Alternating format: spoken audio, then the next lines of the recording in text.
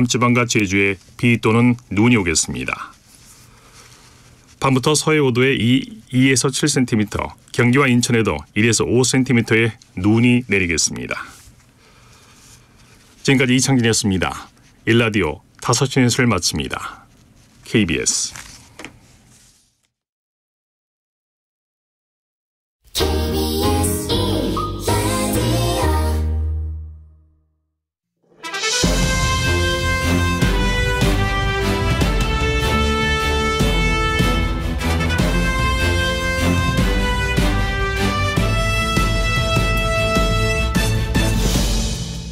특집 KBS 일라디오 저녁.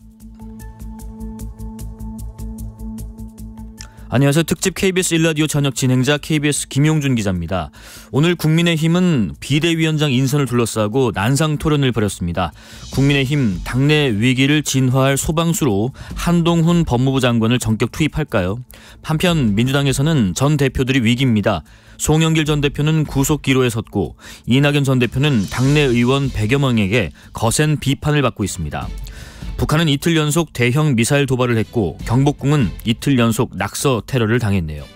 누가 그러더군요. 다른 나라의 한 달 뉴스가 우리나라에서는 하루 만에 일어난다고요. 뉴스가 많은 월요일 오후입니다. 노래로 시작하겠습니다. 오웬이 부릅니다. 오늘.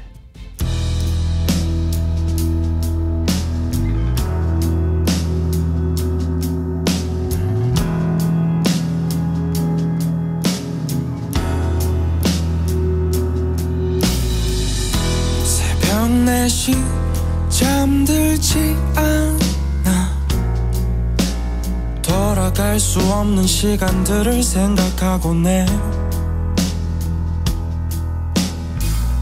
습관처럼 마음이 아려와 집으로 가는 길은 자꾸만 멀어지는데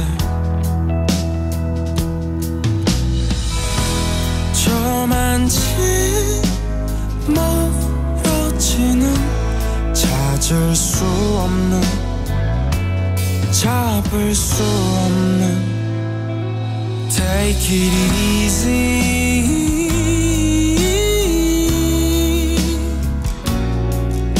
나만 왜 이렇게 힘든 건가요 오늘 밤이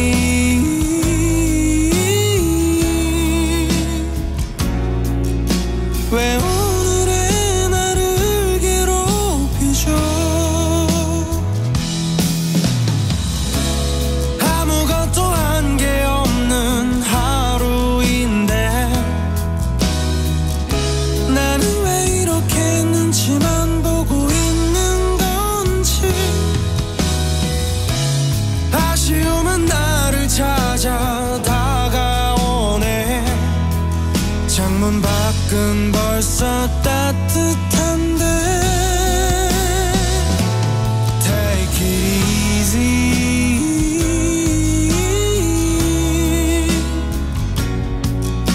나만 왜 이렇게 힘든 건가요 오늘 밤이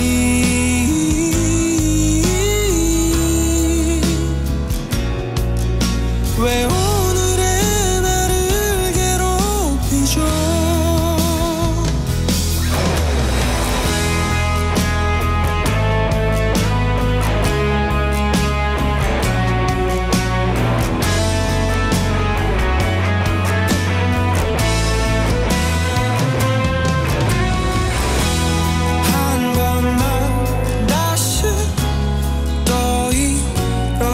수 있나요?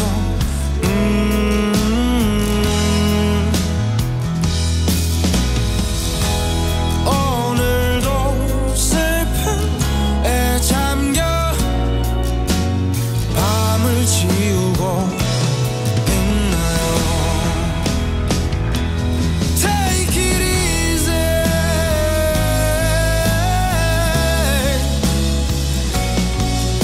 나만 힘든 건가요? 오늘 밤이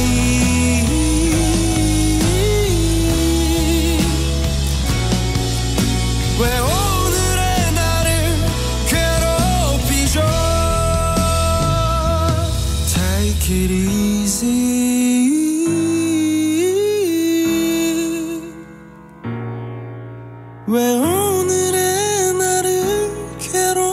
얘기죠.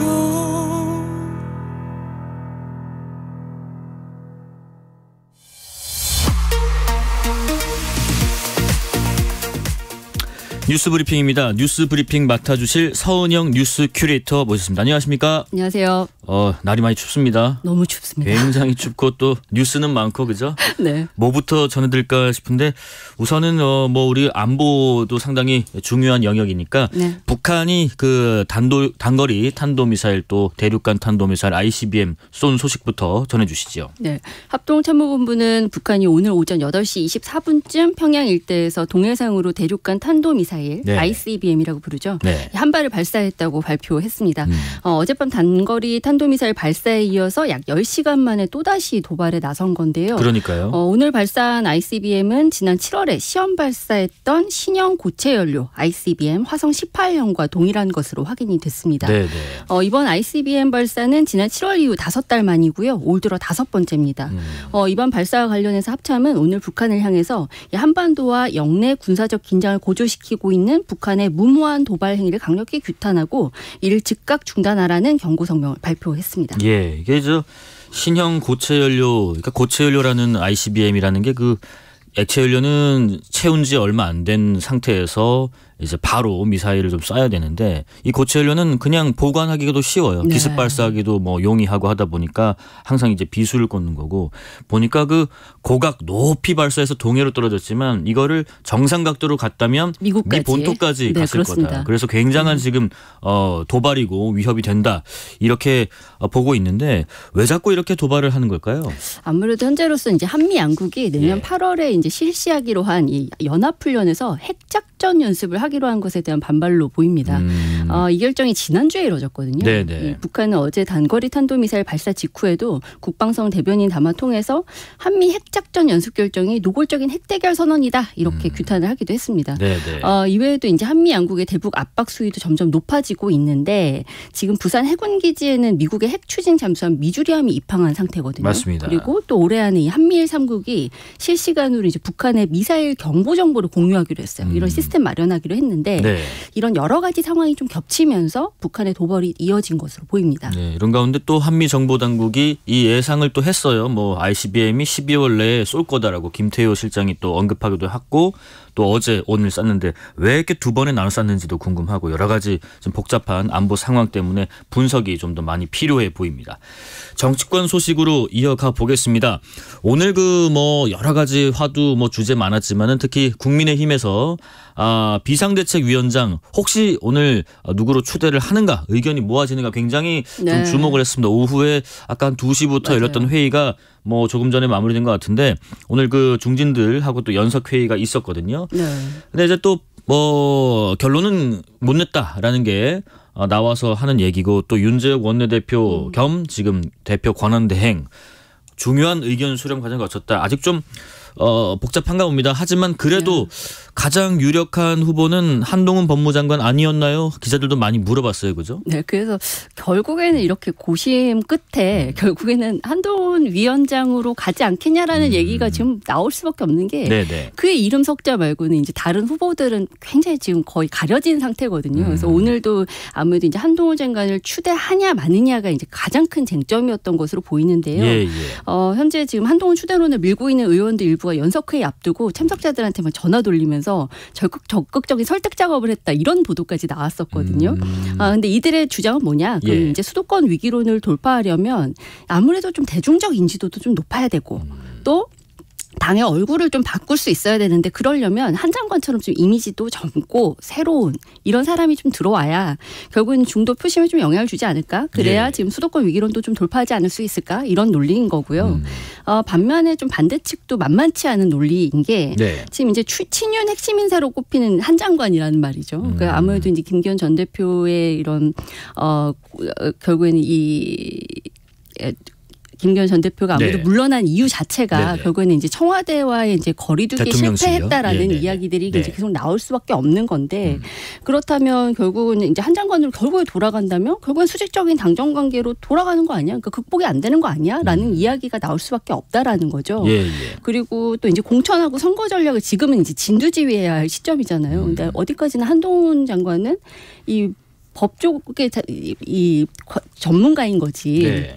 사실 이분이 지금 정치 전문가는 아니거든요. 그러니까 정치 신인인데 이분이 과연 이 일을 감당할 수 있겠냐 이런 의구심이 있는 겁니다. 예. 게다가 또 한 장관에 대해서 이제 워낙 이제 좋은 이미지가 있다 보니까 이게 당의 소중한 자산인데 이런 식으로 써도 되느냐. 그러니까 진짜 좋은 시기에 써야 된다. 지금 쓸 카드가 아니다라는 이야기도 나오는데 한 장관 그런데 오늘 외부 일정 취소하고 일단은 잠행에 들어간 상태라고 합니다. 네네. 뭐 여러 가지 뭐 이유가 있었을 테지만 혹시 또 추대 분위기면 또 입장이 또 나와야 되니까 그럴 수도 있고요.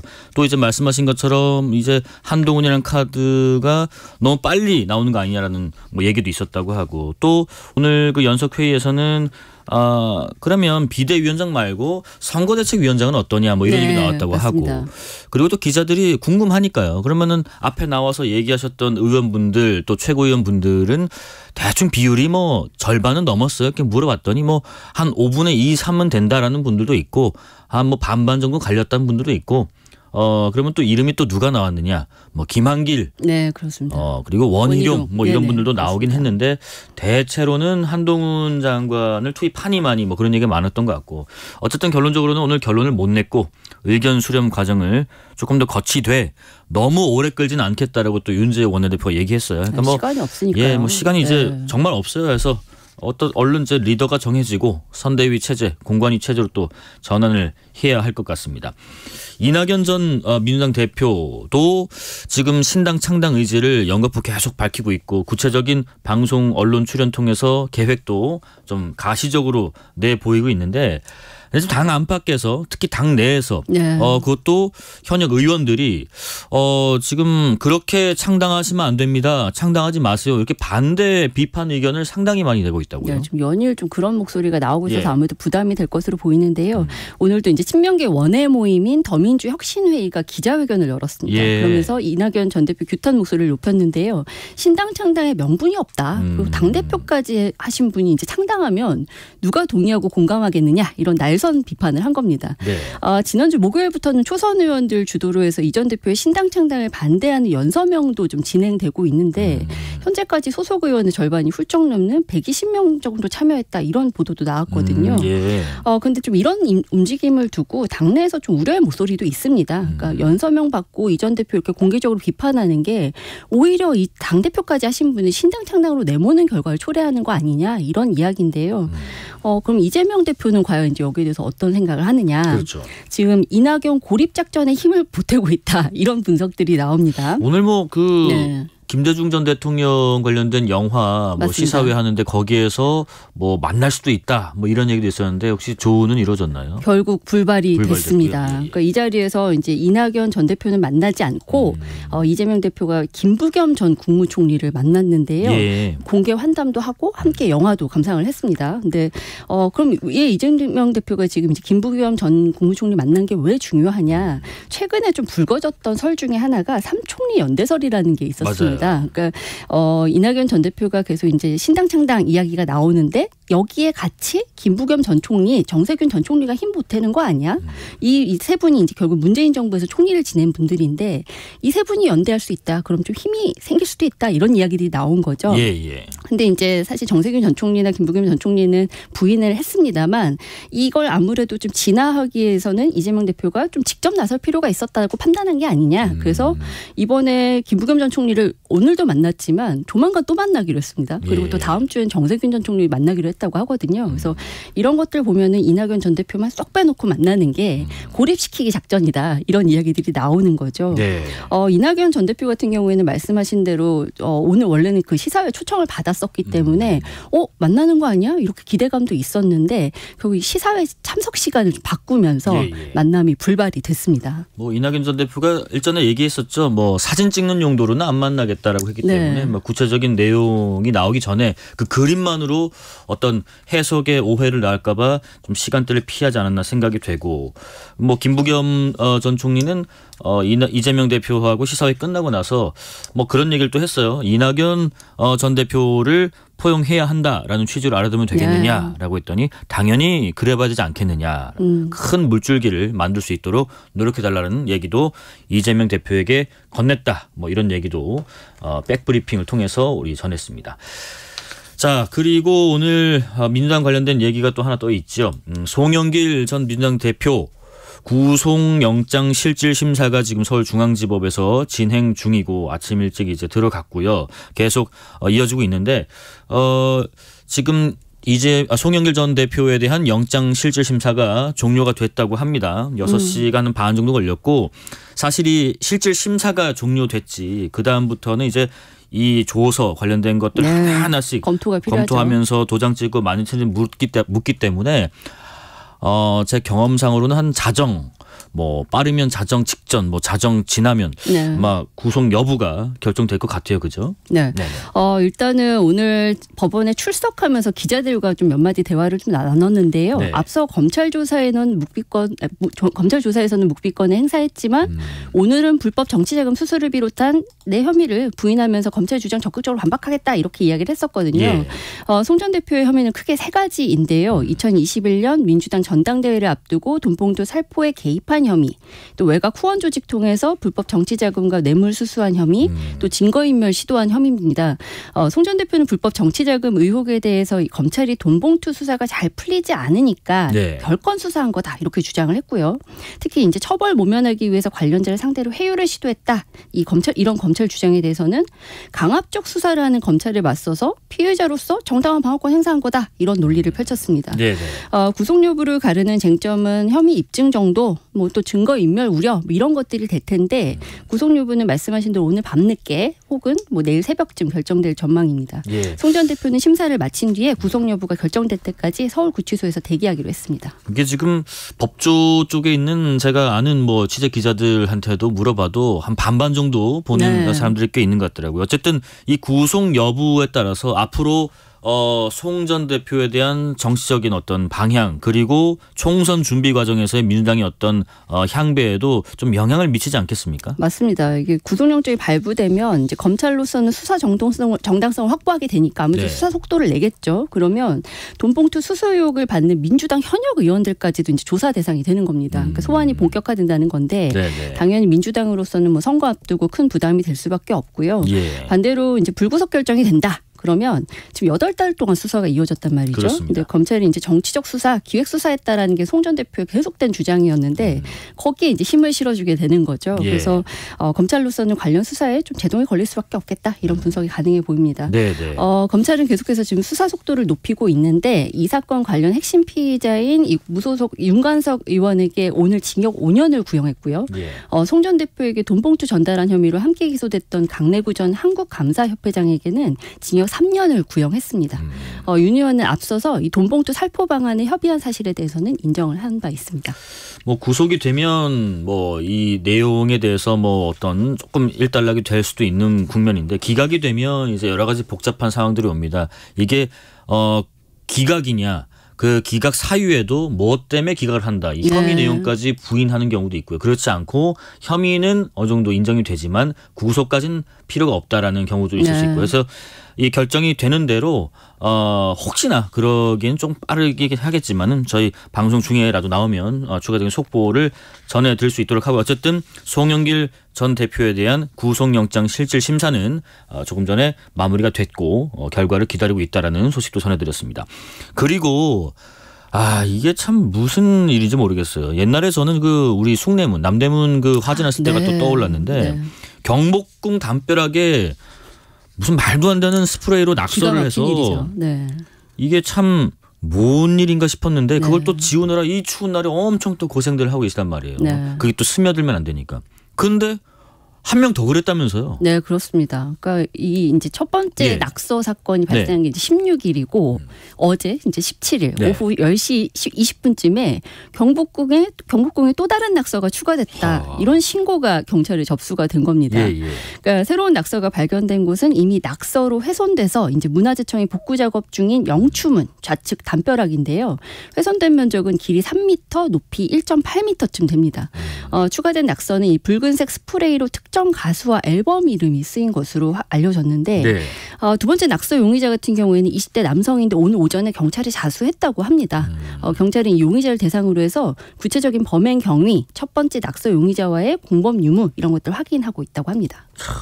뭐 하는 짓인지 모르겠습니다. 근데 첫 번째 낙서 그 엄청 긴 곳에 뭐 이상한 불법 영화 영화를 써놓은 다운로드 사이트를 알리는 스프레이로 그 하는 사람들 그 사람들은 아직 못 잡은 거죠? 네, 안타깝게도 아직은 잡히지 않았는데 일단 경찰이 신원 특정을 거의 완료했다라고 했습니다. 그래서 오늘이나 내일 중으로 검거에 들어갈 거다 이렇게 밝혔는데요. 네. 현재로선 용의자들이 이제 남자 1명, 여자 1명 이렇게 이루어진 것으로 보고 있고요. 네. 두 번째 낙서 용의자와 그럼 범죄 연관성이 있느냐? 여기에 대해서는 가능성이 높지 않은 것으로 보고 있습니다. 이들에 대해서는 문화재보호법 위반 혐의로 수사를 진행 중인데 재물 손괴죄까지 좀 확대할 수 있는지 좀 확인하고 있는 중입니다. 그러니까 이게 아까도 잠깐 말씀드렸지만은 이 문화재 전문가분들이 이 추운 날에 거기에 담벼락에 붙어가지고 이게 지금 뭐 하는 짓입니까? 그걸 지우는 게 끝나는 게 아니고요. 빨리 그걸 안 지우면 그 경복궁 담 사이로 그 스프레이가 스며들어요. 맞습니다. 그러면 그것도 못 빼요. 못 빼면 또 그 물들어 버리고 이러다 보니까 문화재 훼손이 오고 참 얼른 잡아서 이제 엄단을 좀 해야 될 것 같습니다. 자, 그리고 이제 올해 벌써 12월 18일 얼마 남지 않았는데 내년 새해 첫날 해돋이 관련 소식도 벌써부터 좀 궁금합니다. 네. 내년 1월 1일 일출 보러 뭐 동해 주로 많이 가시는데 어디서 가장 빨리 또 새해 첫 해를 볼 수 있는지 한번 소개해 주시죠. 네, 가장 빨리 볼 수 있는 곳이 독도라고 합니다. 독도요? 네, 시간은 오전 7시 26분이고요. 내륙에서는 그럼 해돋이를 어디서 볼 수 있느냐? 독도까지는 가기가 좀 어려우니까. 오전 7시 31분에 울산 간절곶과 방어진에서 일출이 시작이 된다고 합니다.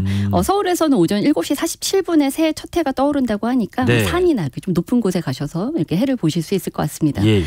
반대로 한 해를 마무리하는 의미에서 해넘이를 지켜보시는 분들도 있는데요. 올해 마지막 날인 오는 31일에 해가 가장 늦게 지는 곳은 신안 가거도입니다. 역시 멀죠. 아우, 멀죠. 네. 오후 5시 40분까지 해를 볼 수 있다고 하고요. 서울에서는 5시 23분에 마지막 해넘이를 감상할 수 있습니다.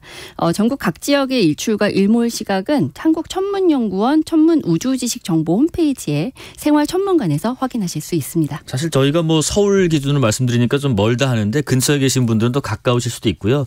또 이제 멀리 가는 것도 좋은데 저는 이제 가끔 이제 저희 집 근처나 뭐 아니면 뒤에 야산 가서도 이렇게 좀 그 마음가짐이 더 중요한 거잖아요. 해를 보겠다는. 뭉클하죠. 해넘이도 마찬가지고 어디 뭐 계획 있으세요? 저는 너무 추워서 집에서 유튜브로도 요새 참 하니까요. 라이브. 네, 그렇습니다. 서은영 뉴스 큐레이터와 뉴스 브리핑 들어봤습니다. 고맙습니다. 감사합니다. 노래 한 곡 들어보겠습니다. 이 뭐 일출과 관련된 노래인 것 같네요. 노라 존스의 선라이즈입니다.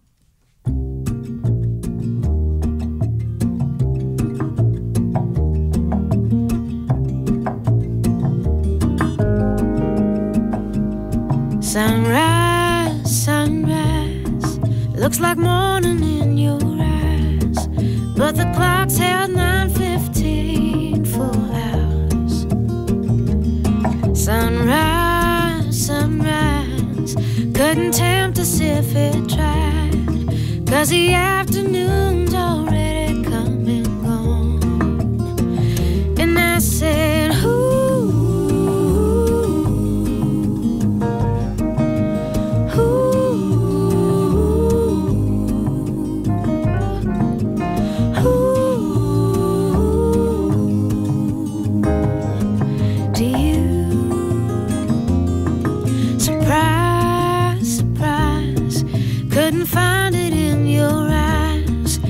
I'm sure it's written all over my face. Surprise, surprise, never something I could hide. When I see we made it through another day, then I say,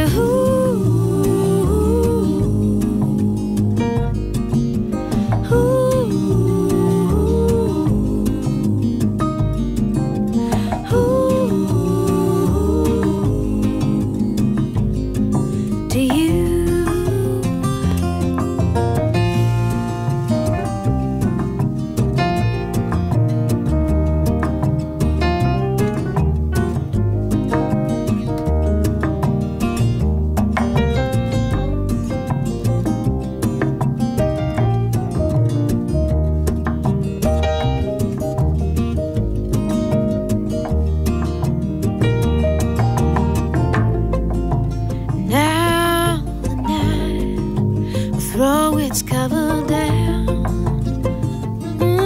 on me again.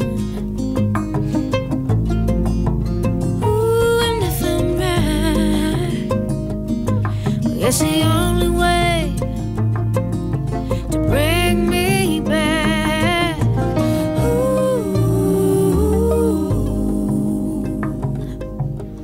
Ooh, ooh.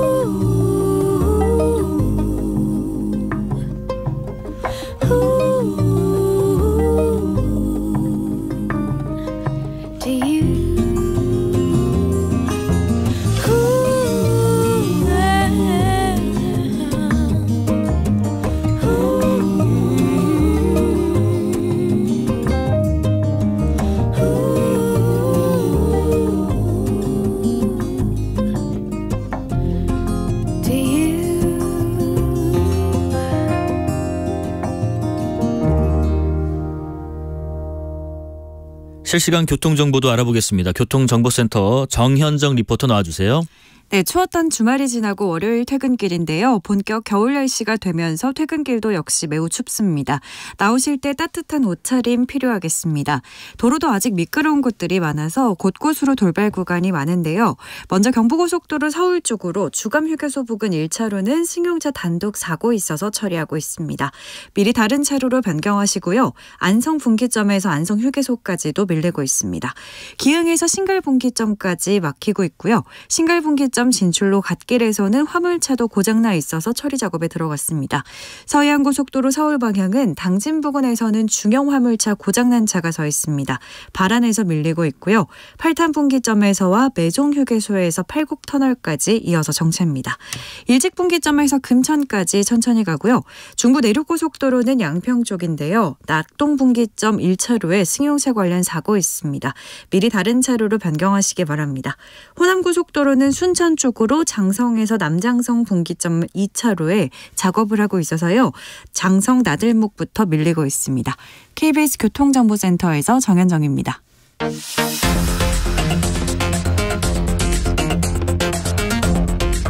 정치적 원외 시점. 오늘은 김용남 전 국민의힘 의원과 이야기 나눠보겠습니다. 안녕하십니까? 네, 안녕하세요. 네. 김용남입니다. 예, 오늘 늘 이 자리에 나오셨던 오늘 이현주 전 의원님 계셨는데 독감이셔가지고 좀 못 나오게 되셨고 또 김용남 의원님을 저희가 오늘 한번 모셔봤습니다. 근황 좀 먼저 여쭤볼게요. 가끔씩 저는 진짜 TV에서 좀 보고 있었는데 내년 총선까지 한 넉 달 남았습니다. 요즘 어떻게 지내고 계신지 궁금하네요. 저는 120일 전에 예비 후보 등록을 했고요. 그러셨어요? 그러니까 지금 거의 별일 없으면 지역에 계속 있죠. 아침부터 밤늦게까지. 요새는 특히 송년회가 많아서 그렇죠. 저녁에 이제 송년회 여기저기 다니면서 인사드리고 또 가끔 마지막 송년회 자리에서는 가능하면 소주도 한잔 하고 그러니까 연일 과음에 시달리고 있습니다. 예, 네. 몸 관리 잘 하시고요. 수원이신가요? 그렇죠. 네, 저는 수원 병 네. 지역입니다. 요즘에 그 수원이 참 많이 들리고 있습니다. 총선 앞두고요. 뭐 잠시 후에 2부 때 출연 예정이신 국민의힘 영입인재 1호 이수정 경기도의 교수도 수원 정 예비 후보로 등록을 했고 지금 또 나오는 얘기가 박문규 산업부 장관의 수원 차출설 이것도 돌고 있고 이 수원이 핫플레이스가 됐습니다. 왜 그런가요? 수원은 원래 핫플레이스였죠. 네. 왜냐하면 수원이 경기도에 도청이 있는 소위 수부도시이고 네. 그리고 인구가 가장 밀집해 있는 경기 남부 지역의 중심 도시이다 보니까 네. 정치 풍향계라고 볼 수 있거든요. 그래서 수원에서의 정치 지형이 인접 지역인 화성이나 용인, 오산 여기까지 영향을 끼칠 수 있기 때문에 네. 정치적으로 매우 중요한 지역인 거는 틀림없습니다. 그러다 보니까 이번 총선에서도 특히 최근에 국민의힘이 신경을 많이 쓰는 지역이고요. 지난 두 번의 총선 그러니까 2016년, 2020년 총선에서는 국회의원 선거구가 수원에 5개인데 네. 저희가 5대 0으로 다 졌어요. 그렇죠. 두 번 다. 가불병정부 다. 예, 그러다 보니까 이번 총선에서는 반드시 탈환해야 된다. 5개 다였으면 좋겠습니다만 적어도 2개 내지는 3개 정도는 찾아와야 된다. 이거는 다들 공통된 생각인 것 같습니다. 그 저기 말씀하신 것처럼 지금 수원이 가불병정무 현재 다 민주당이거나 뭐 민주당이었던 분이거나 이렇게 둘 중에 하나신데 국민의힘은 지금 수원의 지역구가 한석도 지금 없는 상태고요. 지금 송년회 말씀도 하셨는데 수원 이렇게 쭉 다녀보시면 무슨 말씀 제일 많이 하세요? 현장 민심은 좀 어떤지 궁금하고요. 일단은 경기가 안 좋아요. 예. 특히 이제 서민 경기가 안 좋기 때문에 그 부분에 대한 걱정들을 많이 하시죠. 뭐 제가 책임 있는 자리에 있는 거는 아닙니다만 이자율은 높고 그러다 보니까 대출 이자에 대한 부담은 커지고 예. 그리고 장사가 예전만 못해요. 그러니까 송년회를 다녀보면 예전에는 뭐 1차, 2차, 3차 이렇게 이어지는 경우가 많았는데 요새는 대부분 일찍 끝나거든요. 네네. 그래서 늦게까지는 안 있어요. 그러다 보니까 아무래도 뭐 식당을 하시는 분이라든지 네네. 아니면 주점, 노래방 이런 데 경기가 전반적으로 안 좋고 그를 걱정하시는 분들이 많이 계시죠. 예. 그러다 보면 이제 여당 소속 인사들은 혼을 많이 날 수밖에 없어요. 혼나고 다니고 있습니다. 주로 뭘로 혼나세요? 뭐 싸우지 말고 물가 좀 잡아요 뭐 이런 얘기 하시나요? 그렇죠. 물가는 왜 이렇게 오르냐. 근데 왜 장사는 잘 안 되느냐. 그럼 이제 뭐 이자율 이게 사실은 지금 우리나라 이자율은 미국에 비해서 기준으로 따지면 그러니까 우리로 따지면 한국은행 금리가 지금 3.5%잖아요. 네네. 미국은 이제 상단이 5.5%인데 이런 이야기를 장황하게 드릴 여유는 없어요. 네. 그냥 앞으로 나아질 겁니다. 예. 뭐 내년부터는 이자야 좀 내려갈 겁니다. 뭐 이렇게 말씀을 드리고 있죠. 예. 지금 아까 그 수원 차출설 나온다고 했던 박문규 산업부 장관 같은 경우는 취임한 지 3개월, 석 달 만에 지금 후임 인선을 맡게 된 상태고요. 네. 총선에 지금 차출될 거로 계속 얘기가 나오는데 민주당에서는 또 비판도 있습니다. 의견이 어떠십니까?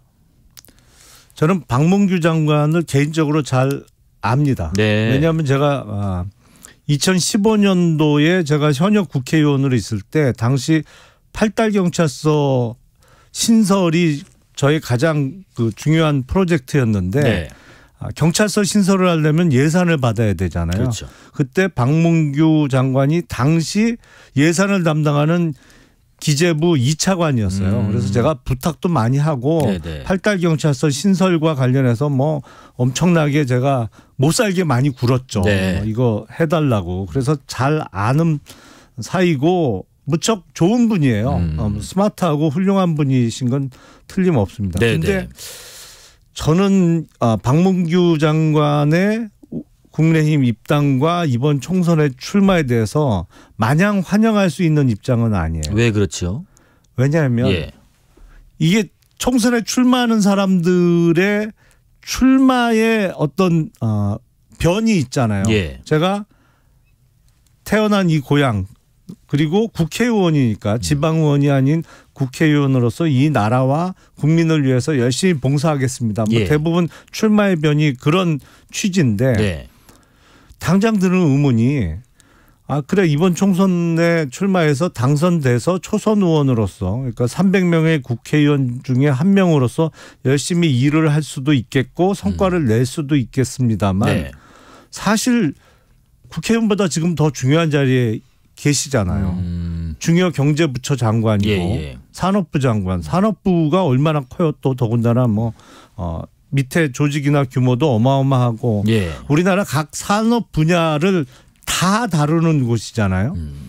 그러니까 기재부 이외에 각 분야 뭐 그게 조선이 됐던 자동차, 철강, 화학 뭐 그게 다 산업부 관할 소관이고 산업부에서 내는 통계가 우리나라 수출 통계 같은 거 전 세계에서 매달 1일 날 나오기를 다 기다리고 있는 그런 중요한 자리인데 네. 그런 중요한 자리를 제가 알기로는 채 3개월이 안 됐어요. 지금 임명된 지가. 예. 그걸 중도에 그만두고 중도 하차하고 총선 출마한다. 그래서 이게 뉴스를 보면 국민의힘의 출마 제의 내지 요청에 의해서 이루어졌다 뭐 이런 기사가 많던데 예. 국민들께서 보시기에는 아니 저 사람들은 선거 이외에는 다른 데는 관심이 없나? 이렇게 비춰질 것 같아서 사실은 마냥 환영할 수는 없습니다. 저는 네네. 저희 당에 입당하겠다, 특히 뭐 입당해서 출마하겠다는 분들은 적극 환영해요. 그러니까 다른 당에 소속하면서 저희 당을 세게 공격했던 분들도 막상 입당하겠다 그러면 딴 분들은 뭐 철새 아니냐, 뭐 옛날에 어떻게 했는데 지금 입당을 해서 우리 당 후보로 출마하겠다는 거냐라고 비판을 하셔도 네. 저는 다 대부분의 경우에 귀순 용사잖아요. 잘해드려야죠. 그리고 다 환영하는 입장인데 방 장관의 출마는 좀 맞나 싶습니다. 그러니까 이분에 대한 어떤 개인적인 비판보다도 전체적으로 우리 총선에 국민의힘에 미칠 영향이 그리 좋은 영향이 아닐 것이다라는 그런 시그널을 줄 것이다라는 생각이신가 봐요. 그러니까 어떤 지역에 출마해서 박문규 장관이 당선이 될 수도 있겠죠. 네. 하지만 전체 총선판을 놓고 보면 국민의힘의 전국적인 득표에 과연 이게 플러스 효과일까라는 데는 의문이 듭니다. 예. 그리고 지금 국민의힘의 선장이 지금 없습니다. 그 당대표께서 사퇴하신 이후에 비상대책위원회로 전환해야 되는 건 공감을 한 것 같지만 당내에서 위원장을 아직 추대를 못했어요. 그래서 오늘 오후에 회의도 열렸단 말이죠. 의원과 당협위원장 간의 연석회의. 여기서도 지금 결론이 안 나와서 윤재욱 원내대표께서 필요한 절차를 거친 뒤에 판단하겠다. 하지만 시간을 많이 안 끌 것이다. 그런데 오늘 그래도 많이 나온 얘기는 한동훈 법무부 장관이었다. 비대위원장 후보로. 의원님께서는 한동훈 비대위원장 만약에 된다면 혹은 추대를 한다면 어떤 생각이신지요? 제가 생각하기에 지금 국민의힘 비대위원장이 갖춰야 될 조건은 두 가지 정도가 있습니다. 네.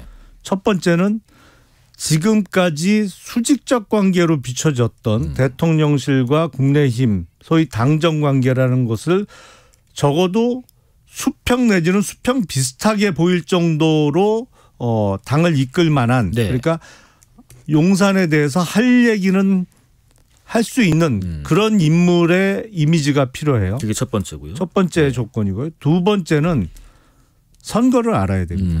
특히 수도권 선거를 알아야 돼요. 네. 지금 114일밖에 안 남았거든요. 네. 이 넉 달도 채 안 시간 금방 가요. 남았는데 예.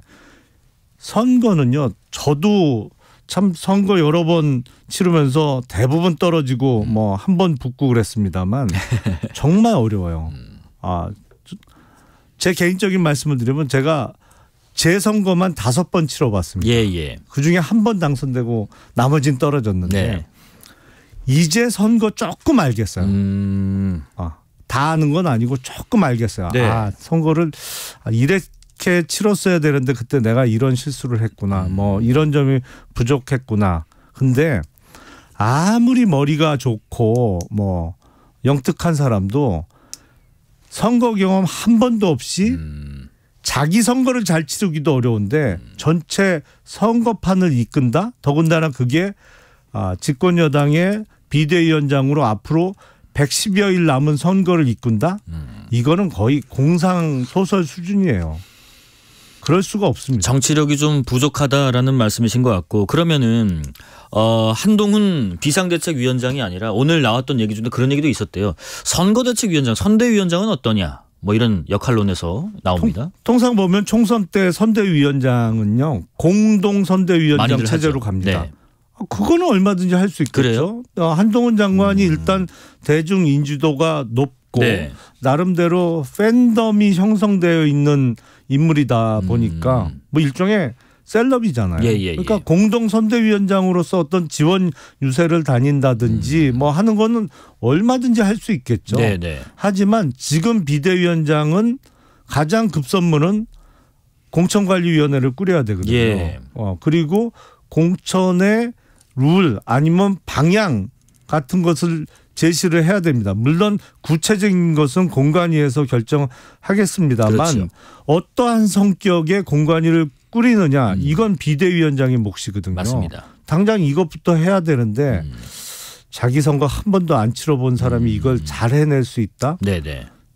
제 경험에 의하면 그건 불가능하다 이렇게 생각합니다. 그럼 아까 말씀 중에 첫 번째 조건에서 당정 관계 수평 내지는 수평 비슷하게라도 그 말은 좀 그래도 쓴소리를 할 때는 해야 되는 사람이 왔으면 좋겠다는 말씀이신 것 같은데 그렇죠. 그런 면에서 그러니까 그나마 그래도 정부의 대통령실에 그래도 쓴소리를 좀 해볼 만한 사람이 한동훈 아니겠느냐 이런 얘기도 있어요. 그건 무슨 근거죠? 저는 납득하기 어려운데요. 네네네. 아니 일단 윤석열 대통령과 한동훈 장관은 검찰의 선후배로 오래 같이 근무를 했어요. 네네. 서울중앙검사장을 윤석열 대통령이 할 때 그 밑에 3차장도 했고 예. 검찰총장 할 때 대검에 이제 부장도 했었고 그리고 이 정부 들어서는 대통령과 장관으로서 계속 수직적 관계였단 말이죠. 네네. 평등했던 적은 없어요. 한 번도. 그런데 한동훈 비대위원장이 되면 대통령실과 국민의힘이 수평적으로 보일 거다? 아니면 쓴소리를 할 거다? 뭐 실제로 쓴소리를 할 수도 있고 못할 수도 있겠습니다만 가장 중요한 것은 국민들께서 어떻게 봐주시느냐의 문제거든요. 예. 수평적으로 비춰지지는 않을 것 같은데요. 제가 보기엔. 예. 이런 의견도 있어요. 뭐 직업적인 면에서 또 검사냐, 또 검사 출신이냐 이런 부분에 대한 비판에 대해서는 또 검찰 네. 출신이다 보니까 어떤 생각이세요? 직업으로 다 똑같은 사람들이라고 그 획일적으로 생각하는 것은 찬성하기 어렵습니다만 지금 야당 측에서 그동안 제기했던 소위 검찰공화국이라는 프레임 검사들이 다 한다 뭐 검찰공화국이다 이런 프레임이 짜여져 있는 건 분명한 사실이고 한동훈 비대위원장이 만약에 세워진다면 그 검찰공화국 프레임에 제발로 걸어 들어가는 거죠. 그러면 여기까지만 좀 여쭤볼게요. 한동훈 비대위원장 말고 네. 이런 대안이면 참 국민들이 끄덕끄덕 할 것 같다. 당원들이 끄덕끄덕 할 것 같다. 이런 대안은 뭐가 있을까요? 선택지는요? 순리대로 한다면 예. 제 생각으로는 지난 3월 8일 전당대회 때 그때 김기현 대표가 선출됐습니다만 네. 선출되는 과정에서 이런저런 무리수가 많았습니다. 예.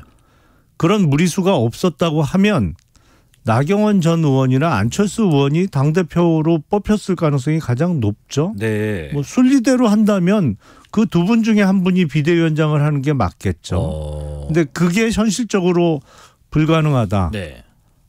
그렇다면 적어도 제가 제시한 두 가지 요건 그러니까 대통령실과의 수평적 관계 그리고 두 번째 선거 경험 특히 수도권 선거 경험 뭐 두 개 다 있었으면 좋겠는데 저는 두 가지 다 필수 요건이라고 생각을 합니다만 굳이 하나를 포기해야 한다면 적어도 수도권 선거 경험이 많은 권영세 장관이라든지 원희룡 장관은 적어도 한 가지 조건은 충족하겠죠.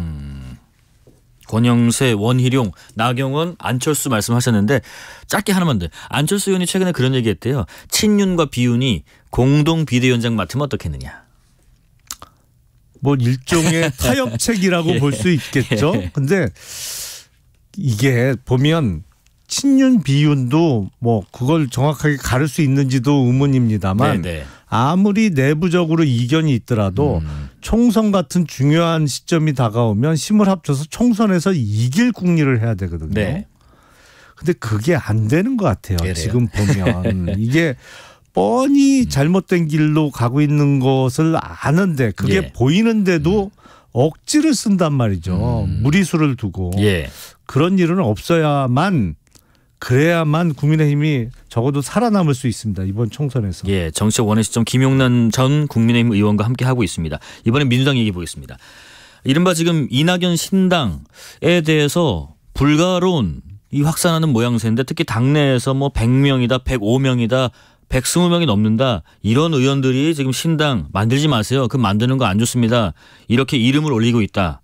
또 모레는 기자회견까지 할 거다. 뭐 이런 얘기했습니다. 왜 이렇게 비판을 하는 걸까요?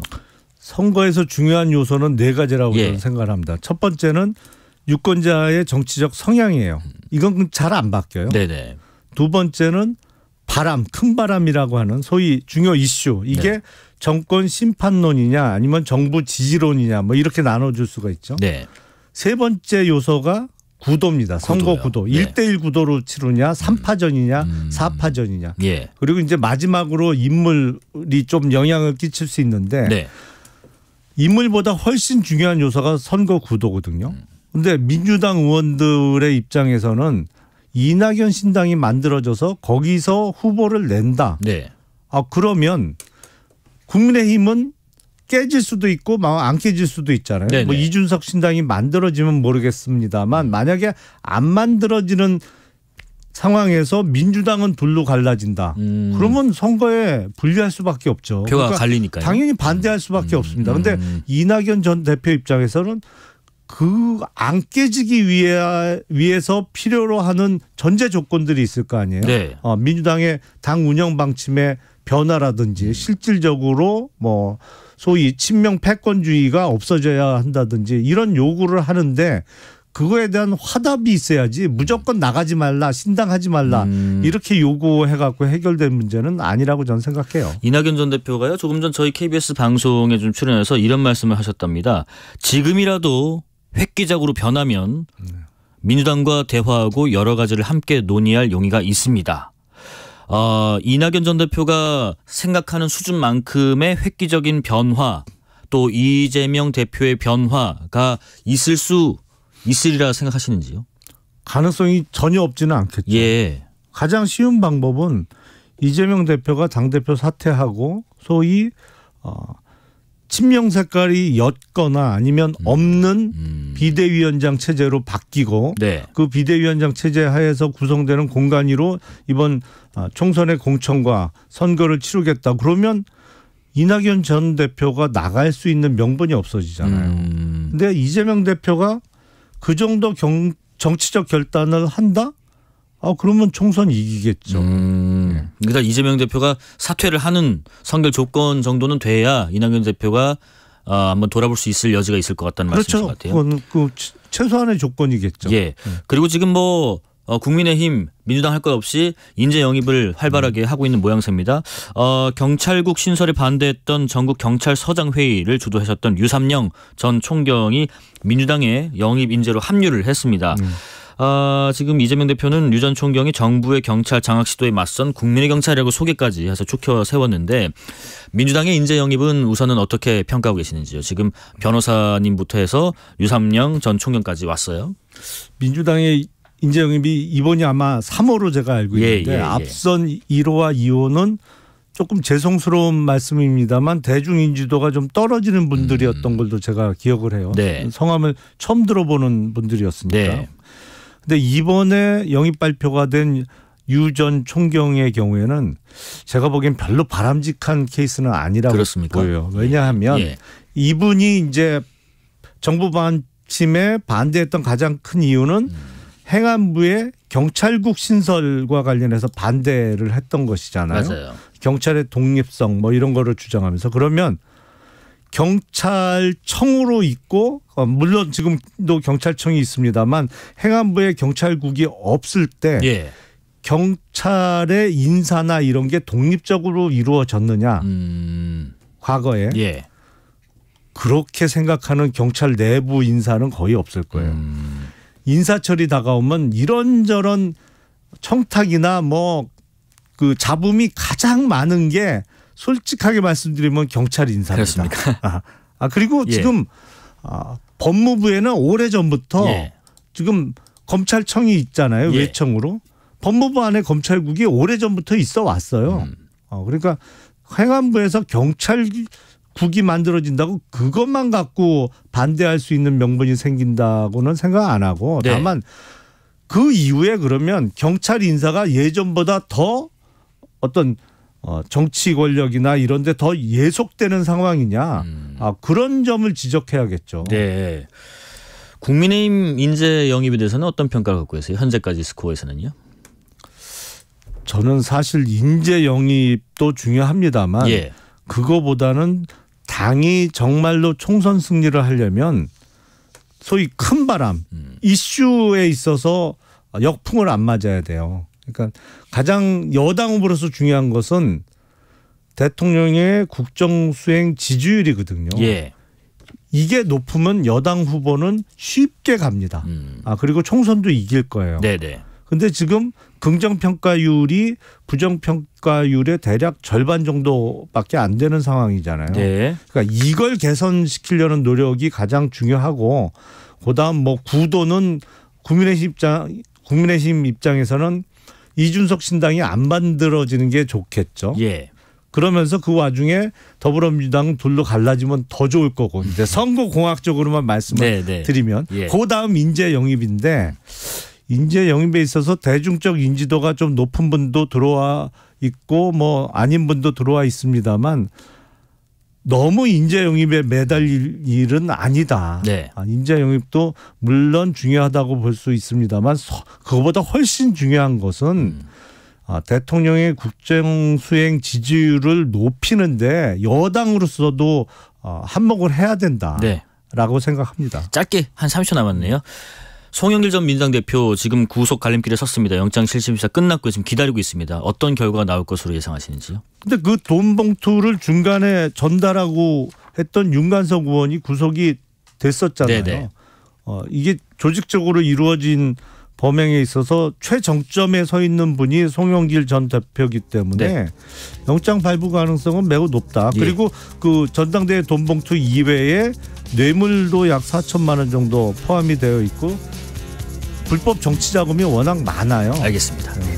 정치 오늘 시점 김용남 전 국민의힘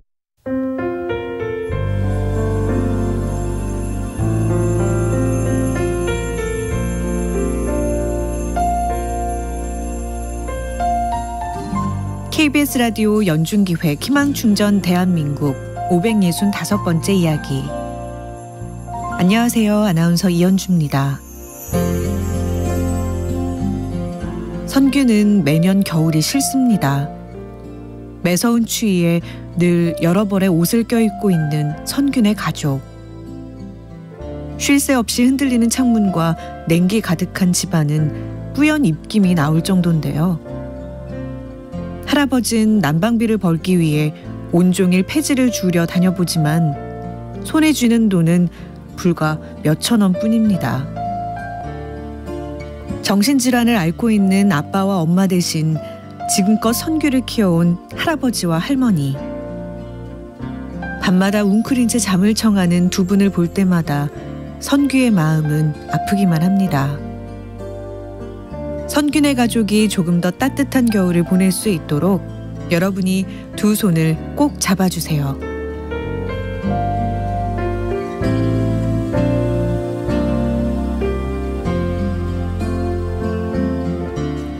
여러분의 따뜻한 손길이 희망의 빛이 됩니다. ARS 060-700-1580 060-700-1580 한 통화 3,000원으로 희망을 선물해 주세요. KBS 라디오 연중기획 희망충전 대한민국은 초록우산 어린이재단, 인탑스 주식회사 그리고 청취자 여러분과 함께합니다. ARS 060-700-1580 한 통화 3,000원입니다.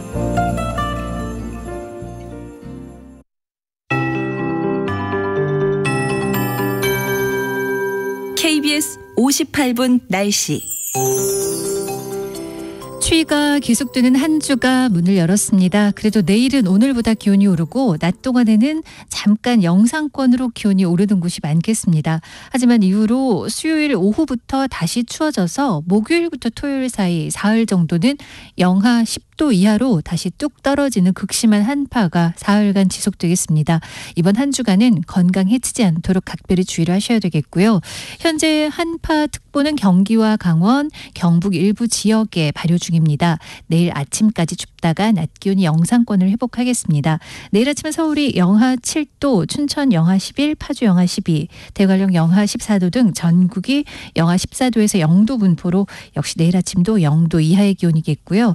내일 낮 기온 전국이 1도에서 8도로 대부분 영상권을 회복해 서울 3도 등을 보이겠습니다. 다만 수요일 낮부터 다시 기온이 많이 오르지 못하고 기온이 내려앉을 전망이고요. 목요일은 영하 14도까지 다시 서울 기온 예보돼 있습니다. 빙판길도 주의하셔야 되겠습니다. 오늘은 주로 밤부터 전남 남서부에 비나 눈이, 제주도에는 비 예보가 있고요. 내일 새벽이나 오전까지 이들 강수가 이어지겠고 내일 늦은 오후에 경기 서해안과 인천, 충남 북부 서해안에 눈이 시작돼서 내일 밤에는 그 밖에 중부지방 위주로 비나 눈이 오겠습니다. 지금 서울 기온은 영하 5도입니다. 최영우였습니다. 정성을 다하는 국민의 방송 KBS가 6시를 알려드립니다.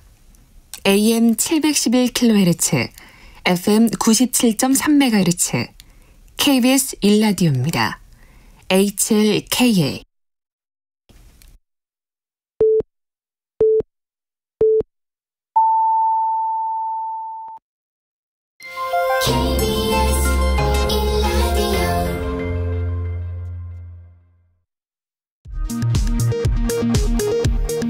이 시각 라디오 정보센터 뉴스입니다.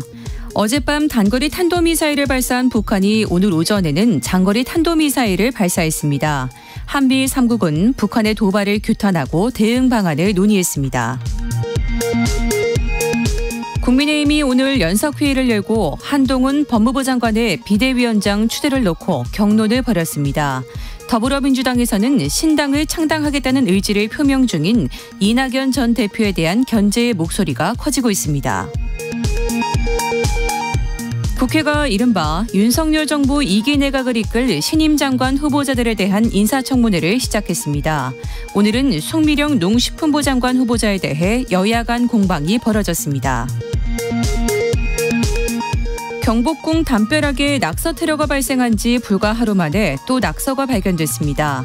20대 남성 용의자는 경찰에 자수했습니다.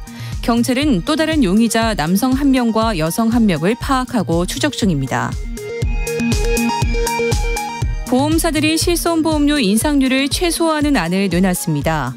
손해율이 큰 3세대 실손보험료는 올리는 대신 1세대를 인하해 평균 1.5% 올리기로 했습니다. 지금까지 라디오 정보센터 뉴스 정한나였습니다.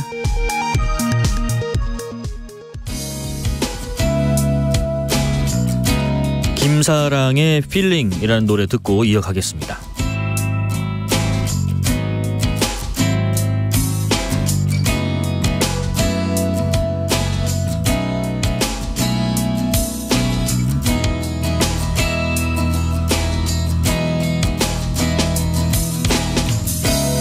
이제는 사라진 시간들 속에 너의 기억만 남아 아마도 내겐 영원한 아픔으로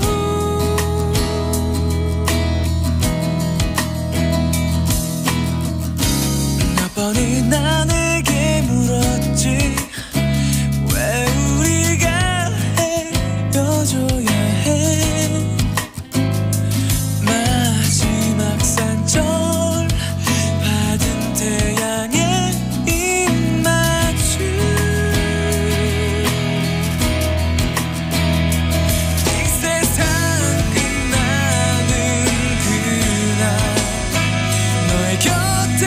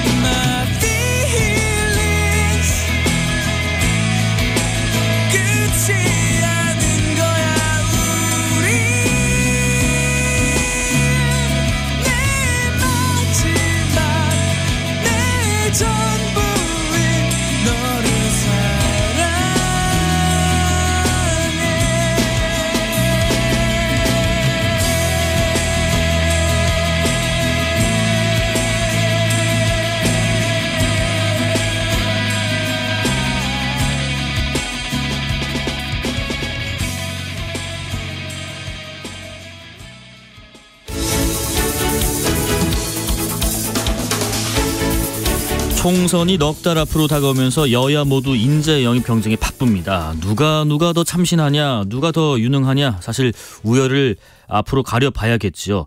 여야 인재 영입 1호들의 생각 오늘과 내일에 걸쳐서 한 분씩 들어보겠습니다. 오늘은 국민의힘 영입 인재 1호입니다. 이수정 경기대 범죄심리학과 교수입니다. 교수님 어서 오십시오. 네, 안녕하세요. 저랑 한동안 쭉 꽤 긴 기간 동안 코너를 같이 하셨는데 네. 오랜만에 이렇게 또 뵙겠습니다. 네. 영입 인재가 되셨네요. 글쎄 사건 사고가 아닌 데서 이렇게 만나게 되다니. 네. 저희가 그 코너 중에 목요일에 국회의원 보좌진들에게 듣는 코너가 있어요. 보좌 하니까라고. 네. 거기서 이제 나오신 보좌진 생활을 오래 하신 분이 이런 얘기 하시더라고요. 네. 인재 영입의 가장 큰 기준은 역시 인지도다라고 하는데 그런 면에서는 이수정 교수님은 국민들 중에 집에 TV를 혹시나 안 놓으신 분 빼고는 다 아실 테고 가장 인지도가 들어오신 분 중에 높기도 한 것 같은데 네. 이 인재 영입 제안을 승낙한 결정적인 계기는 뭐였어요? 이게 결정적 계기가 뭐냐? 예. 저는 애당초에 제가 생각을 하기는 저는 입법을 하고 싶다 이런 생각은 했었어요. 예. 왜냐하면 제가 아시다시피 사건 사고 하다 보면 맨날 이제 비판만 하잖아요. 예. 어떻게 양형이 이것뿐이 안 나왔냐? 사건 수사를 어떻게 초등 단계에서 이렇게 하느냐? 예. 디지털 성범죄 같은 경우에는 진짜 그 디지털 세계는 왜 이렇게 관리가 안 되냐? 그래서 너무나 약자들의 피해를 보면서 울분을 토한 25년으로 네. 계속 나머지 5년도 무력하게 남이나 욕하다가 시스템이나 욕하다가 그냥 세월을 다 보낼 거냐 아니면 기회가 오면 적극적으로 그 기회를 활용할 거냐 사실 고민을 했고요. 저는 애시당초에 처음부터 비례는 별로 생각이 없었어요. 예. 예. 비례는 여든 야든 다 제안을 받아본 적이 있는데 예. 저는 비례는 별로 생각이 없었다 애시당초에. 왜냐하면 제가 사실 내 힘으로 해야지 뒤에 후회할 일이 없다 이런 생각이 아주 분명한 사람이라 네. 예, 하게 되면 지었고 예, 떨어지더라도 지었고 이렇게 생각하고 있었고요. 그러던 차에 이제 중간고사 기간 정도에 이제 여당의 어떤 의원님이 네. 도와달라. 그래서 이제 어느 모처에서 이제 만나게 돼서 제가 일단 지금 학기 중이다 이렇게 네. 답을 했고요. 학기가 일단 끝나야지 되는 거니까 네. 어쨌든 교직에 있고 저에게는 학생들이 있었고 그래 기다리시라 한 달을. 그래서 이제 거의 학기 말 다 됐을 때 제가 답변을 드렸어요. 예. 예. 제가 도와드릴 수 있는 일이 있다면 어디라도 이렇게 말씀드렸더니 네. 이제 그러면서 이제 한 달 전에 만났을 때 좀 쉬운 선택을 하게 해달라 이렇게 얘기했는데 너는 쉬운 선택 안 된다. 예, 너가 있는 데를 선택하면 우리에게 현저한 도움이 된다. 근데 이제 그 제안을 하셨던 분이 저희 학교가 수원인데요. 예. 그 수원정 지역에 옆에 보면 경기경찰청이 있어요. 그렇죠. 그래서 경기경찰청에 사건 사고 취재를 하면 다 우리 학교로 뛰어오던 그런 이제 아주 가까운 근접한 거리에 경찰청장을 하시던 이철규 의원님이 이제 수원정 이렇게 얘기하셔서 네. 예, 그래서 사실 그 지역을 잘 아시죠. 그래서 이제 그런 가보다 그게 운명인 가보다 이렇게 생각했죠. 예. 지금 제가 인지도 말씀드릴 것도 없다라고 소개해드렸는데 여러 분들이 의견을 주시네요. 우선은 꼬모님께서 모르셨나 봐요. 이분이 국민의힘의 물음표 3개.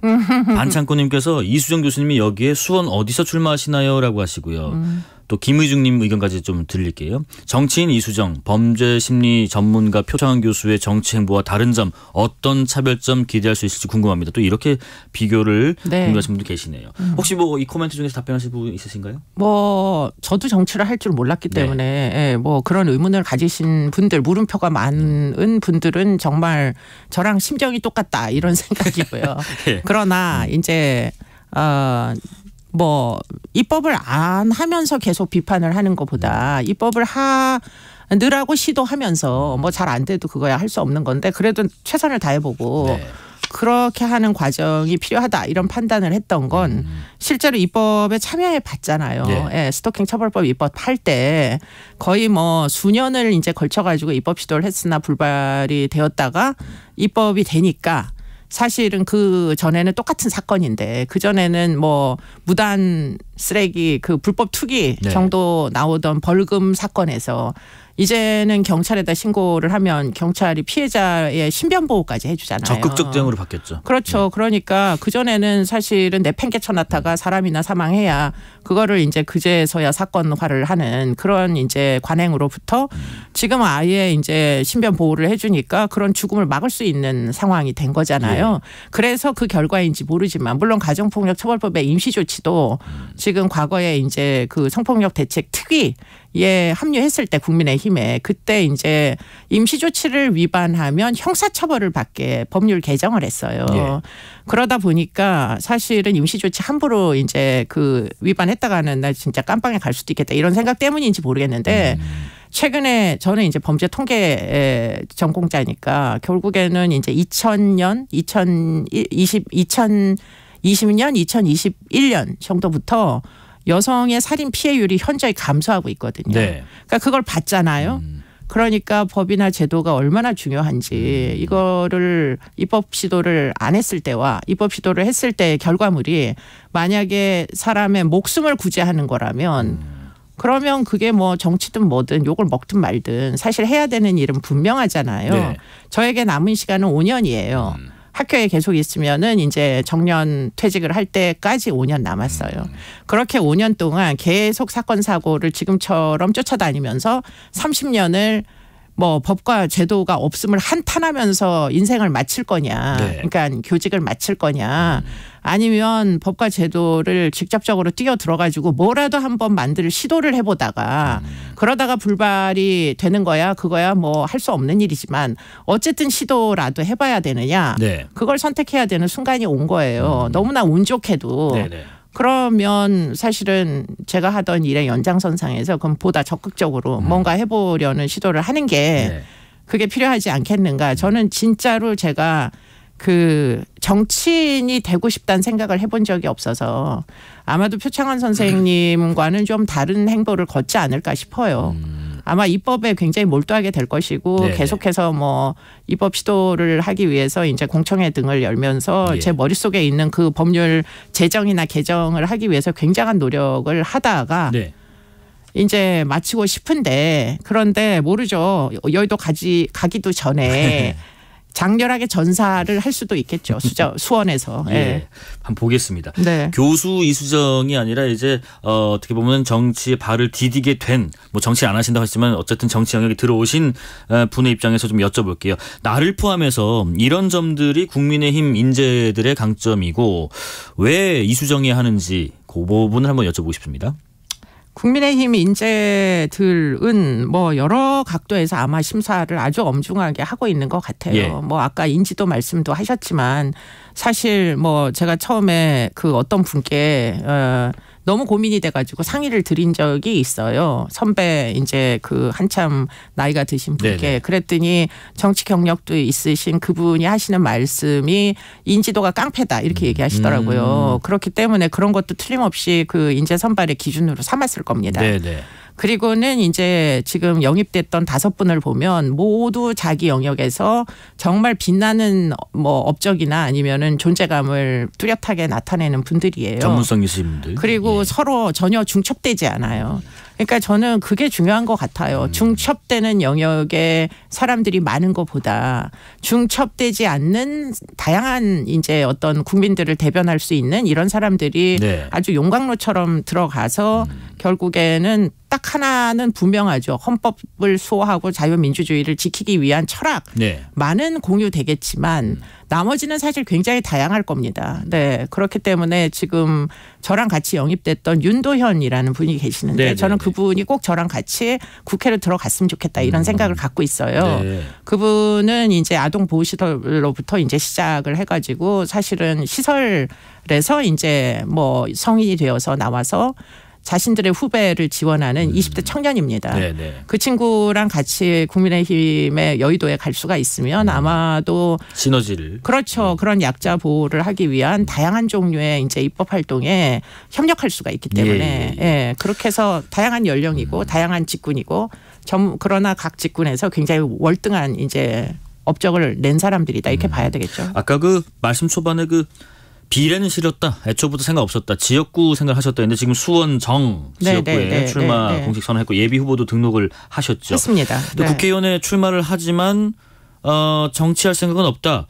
요게 조금 의아한 부분이 있어요. 뭐냐면 물론 입법을 담당하는 선출직이지만은 국회의원은 응당 정치를 하는 사람이라고 우리가 생각을 하잖아요. 네. 정무적 활동, 정치적 활동도 굉장히 많이 해야 될 테고 또 지역구를 만약에 갖게 된다면 지역구의 어떤 이익이 되는 득이 되는 행위들도 많이 하셔야 되는데 수원에서도 정에 나가야겠다라고 마음먹은 계기는요? 그러니까 이제 정치라는 용어는 사실은 뭐 여러 가지 각도의 해석이 있기 때문에 원래 그 정치는 필요하죠. 국민들의 니즈를 정책에다 반영하고 입법 활동을 하려고 그러면 정치적 활동을 틀림없이 해야죠. 그런데 이제 우리나라에서는 지금까지 최근에 이제 수년 동안은 정치가 너무 희화화돼서 정치인을 손가락질하고 비난하고 그런 일들이 정말 너무나 많잖아요. 더군다나 이제 입법부라는 데가 민생을 정말 책임지기 위한 그런 입법의 노력을 기울이기보다는 불법을 회피하기 위한 무슨 피신처로 취급되는 그게 정치라면 사실 비난받아 마땅하죠. 그렇기 때문에 지금 저는 개인적으로는 정치인이 만약에 정치인으로 취급이 된다면 저는 존경받는 정치인이 되고 싶어요. 그런 모델이 꼭 나오게 하고 싶어요. 그렇기 때문에 지금 이제 희화하는 그런 정치의 의미라면 저는 거절이다. 다만 이제 정말 제가 하고 있는 법과 제도를 마련하고 그리고 우리 지역구의 유권자들의 이익을 위해서 최선의 노력을 기울이고 민생 보호를 위한 약자 보호를 위한 그런 제대로 된 입법을 할 수 있으면은 그러면 아마 당연히 유권자들이 존경의 뜻을 보내지 않겠어요. 응원을 해 주시지 않겠어요. 박수를 치지 않겠느냐. 그렇죠. 그렇기 때문에 지금 그런 차원에서 지금 아까 얘기했던 정치인, 소위 정치인이라는 이제 존재들에 대한 어떤 부정적인 평가는 피하고 싶다 이런 얘기예요. 뒤에 드리고 싶었던 질문은 좀 당겨서 드려볼게요. 8805님도 비슷한 질문을 하시는데 민주당으로 출마는 생각 안 해보셨나는데 저도 그 질문을 좀 먼저 드리고 있습니다. 민주당에서는 이런 것들을 펼치고자 하는 게 불가능하다라고 보셨는지 국민의힘을 선택하신 이유가 뭔지요?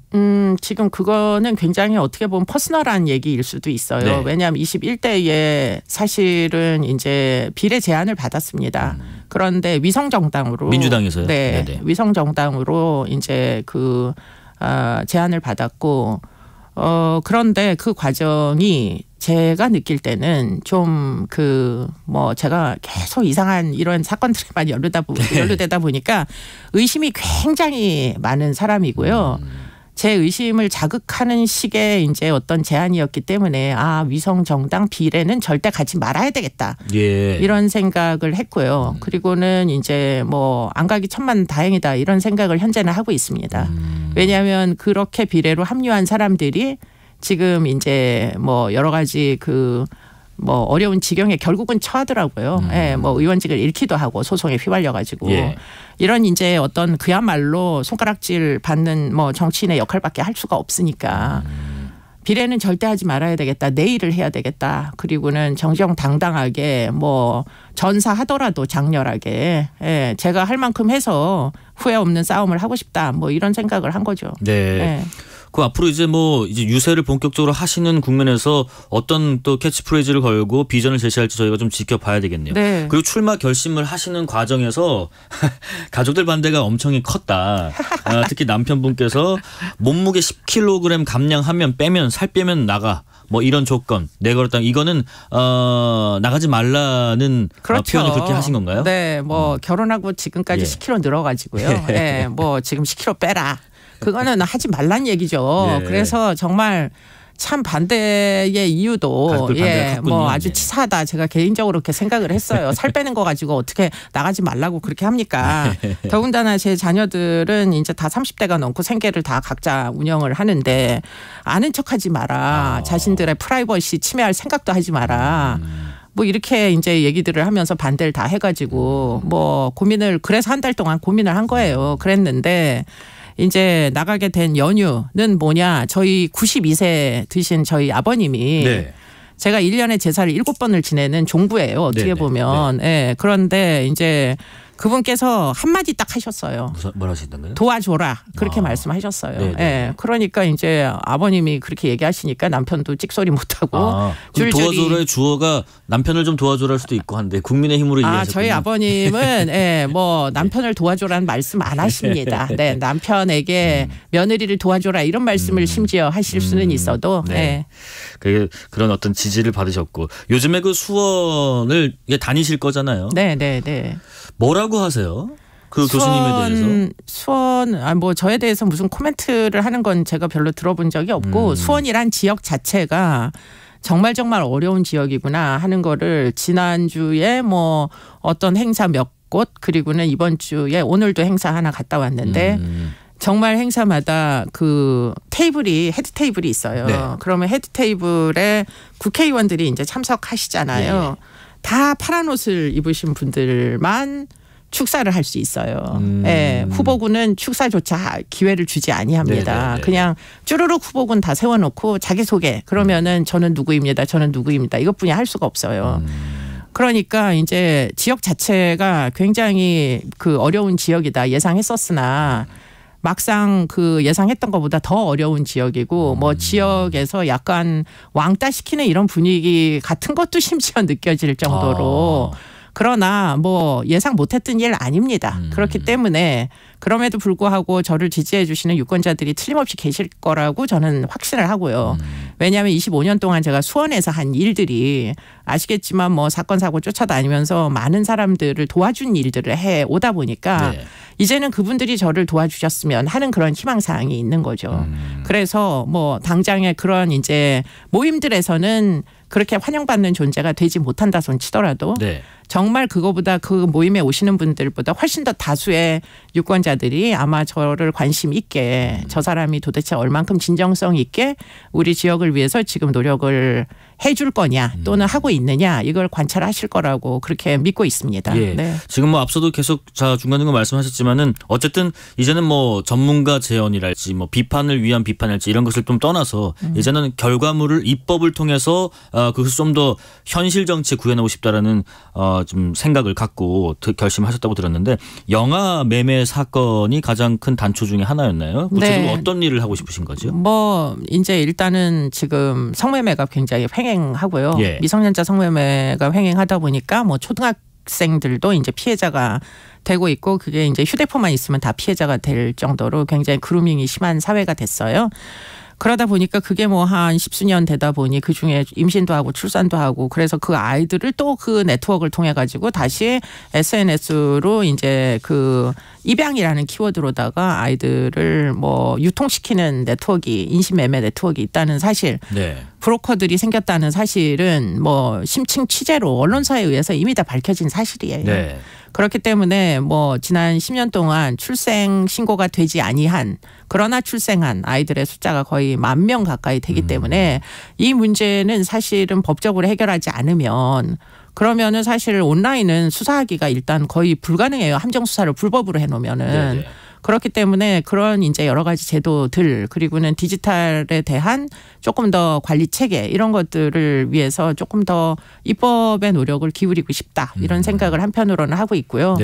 그리고는 한편으로는 이제 지역을 돌아볼 기회가 그 사이에 많이 있었어요. 그래서 지금 우리 지역도 해야 되는 일들이 굉장히 많고 저는 이제 사건 현장만 계속 쫓아다니다 보니까 굉장히 좀 약간 울적한 느낌이었어요. 우리 그 수원에 대하여. 그런데 실제로 사람들을 만나면서 이제 알게 된 사실들인데 진짜 많은 활기찬 정말 생활 공간이구나. 여기서 정말 생업을 유지하고 어떻게 해서든 이제 좀 더 좋은 나은 세상을 살기 위해서 노력하는 분들이 이렇게 많구나 하는 거를 만나게 되면서 이 지역의 발전을 정말 적극적으로 도모하고 싶다. 그리고는 누적됐던 문제를 좀 적극 해결하고 싶다. 뭐 지금 일단은 여당으로 출마를 하는 거니까 사실은 재정권이 있잖아요. 여당 이제 정부에. 그러니까 그런 것들이 좀 더 이 지역 중심으로 다양한 종류의 정책으로 반영되면 지역이 현저하게 살기가 나아지겠구나. 뭐 이런 생각들을 지금 하고 있습니다. 예. 네. 여러 가지 정책적인 질문도 제가 드리고 싶은 게 많은데 이 네. 질문 먼저 좀 드려볼게요. 지금 일단 뭐 여성이시기도 하시고 네. 또 형사 정책 분야 전문가시기도 한데 경력 단절이 필요 없는 세상을 만들고 싶다. 암컷이 천대받지 않는 세상을 만들겠다. 이런 말씀하셨습니다. 이건 어떻게 만들겠다는 건지요? 그러니까 일단은 제가 여성으로서 이 필드에서 네. 형사 정책 분야에서 교도소에서 교도관과 다 남자들이죠. 남성 이제 범죄자들을 만나면서 이제 느꼈던 그런 어려움들 전부 다 저 여자가 도대체 여기 왜 설치고 다녀 하는 손가락질 이런 것들에 저는 굉장히 익숙한 사람이에요. 예. 그럼에도 불구하고 25년을 끌어서 지금 현재 이 위치까지 왔고요. 그러니까 제 세대에서는 그게 굉장히 어떻게 보면 남존 여비의 그 어떤 전통적인 세계관에서 여성들의 그 뭐 어떻게 보면 사회적 진출 이런 것들에 대해서 아무도 달가워하지 않는 심지어 집안에서도 달가워하지 않는 그런 세상을 살다 보니까 네. 저도 이제 중간에 공부를 포기해야 되는 시기도 있었고 물론 다시 돌아오긴 했지만 그런 것들이 정말 뭐 불가피하게 감수해내야 되는 종부로서 공경. 역할도 하셨어야 되니까요. 맞아요. 지금도 제사를 지내지만 어쨌든 제사 지내는 건 그렇게 큰 부담은 이제 더 이상 아니에요. 그런데 여하튼 너무나 많은 힘든 일들이 있었어요. 근데 그걸 제 자식들에게 제 며느리에게 전 물려주고 싶은 생각이 없어요.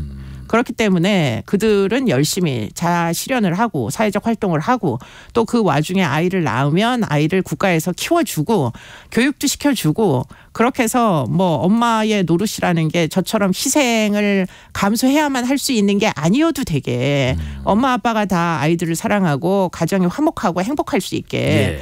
이렇게 만들고 싶다는 꿈 이 있는 거죠. 왜냐하면 그 곤란함을 제가 당해봤기 때문에. 예. 그래서 그런 얘기를 했는데 뭐 제가 이제 제일 많이 들은 얘기 뭐 설치는 암탉 뭐 암탉이 뭐 새벽에 울면 집안이 망한다 뭐 이런 얘기 맨날 들으면서 살았어요. 그런데 암탉도 아니고 암컷이라고 얘기하시는 분이 계셔서 제가 그냥 드린 말씀이에요. 그런 용어는 인간에게 할 말이 아니다. 일단 기본적으로. 예. 굉장한 충격과 모멸감을 좀 느끼셨을 것 같습니다. 근데 지금 당내 얘기도 잠깐 좀 해볼게요. 네. 지금 국민의힘의 선장이 없는 상태입니다. 공석이고 네. 비상대책위원회로 전환이 되면 비대위원장이 필요한데 오늘도 뭐 연석회의도 있었지만은 한동훈 장관의 위원장 역할론 얘기도 나옵니다. 비대위원장은 어느 분으로 추대하는 게 좋겠다. 혹은 이런 분이 왔으면 좋겠다. 어떤 게 있을까요? 뭐 제가 지금 일단 안에 있지 않다 보니까 그 안의 사정이 어떻게 돌아가는지 잘 몰라요. 예. 더군다나 저는 지금 뭐 지난주부터 거의 수원 정에서 혈투를 시작했기 때문에 당 안에서 뭐 어떤 종류의 그 논의가 진행되는지 별로 그 신경을 쓸 수 있는 시간적 여유가 없었어요. 예. 뭐 저보다 더 힘들 수는 없을 거예요. 그분들이 지금 현재의 저보다. 그렇기 때문에 여하튼간에 잘 됐으면 좋겠다. 네. 제 선거에 현저히 도움이 되는 비대위가 됐으면 좋겠다. 그리고는 뭐 융통성 있는 사람, 많은 사람들을 포용할 수 있는 사람 이런 사람이 되면 참 좋겠다. 그런 생각은 하고 있죠. 예. 그분이 누가 되실지는 사실 저에게는 의사결정권이 없기 때문에 어느 분이 오시더라도 네. 제 선거에 좀 도움이 되는 분이 오셨으면 좋겠다 이런 생각을 하죠. 지금 뭐 혈투를 벌이고 계시다 보니까 못 보셨을 수도 있을 것 같은데 혹시 영화 서울의 봄 보셨나요 최근에? 서울의 봄. 예.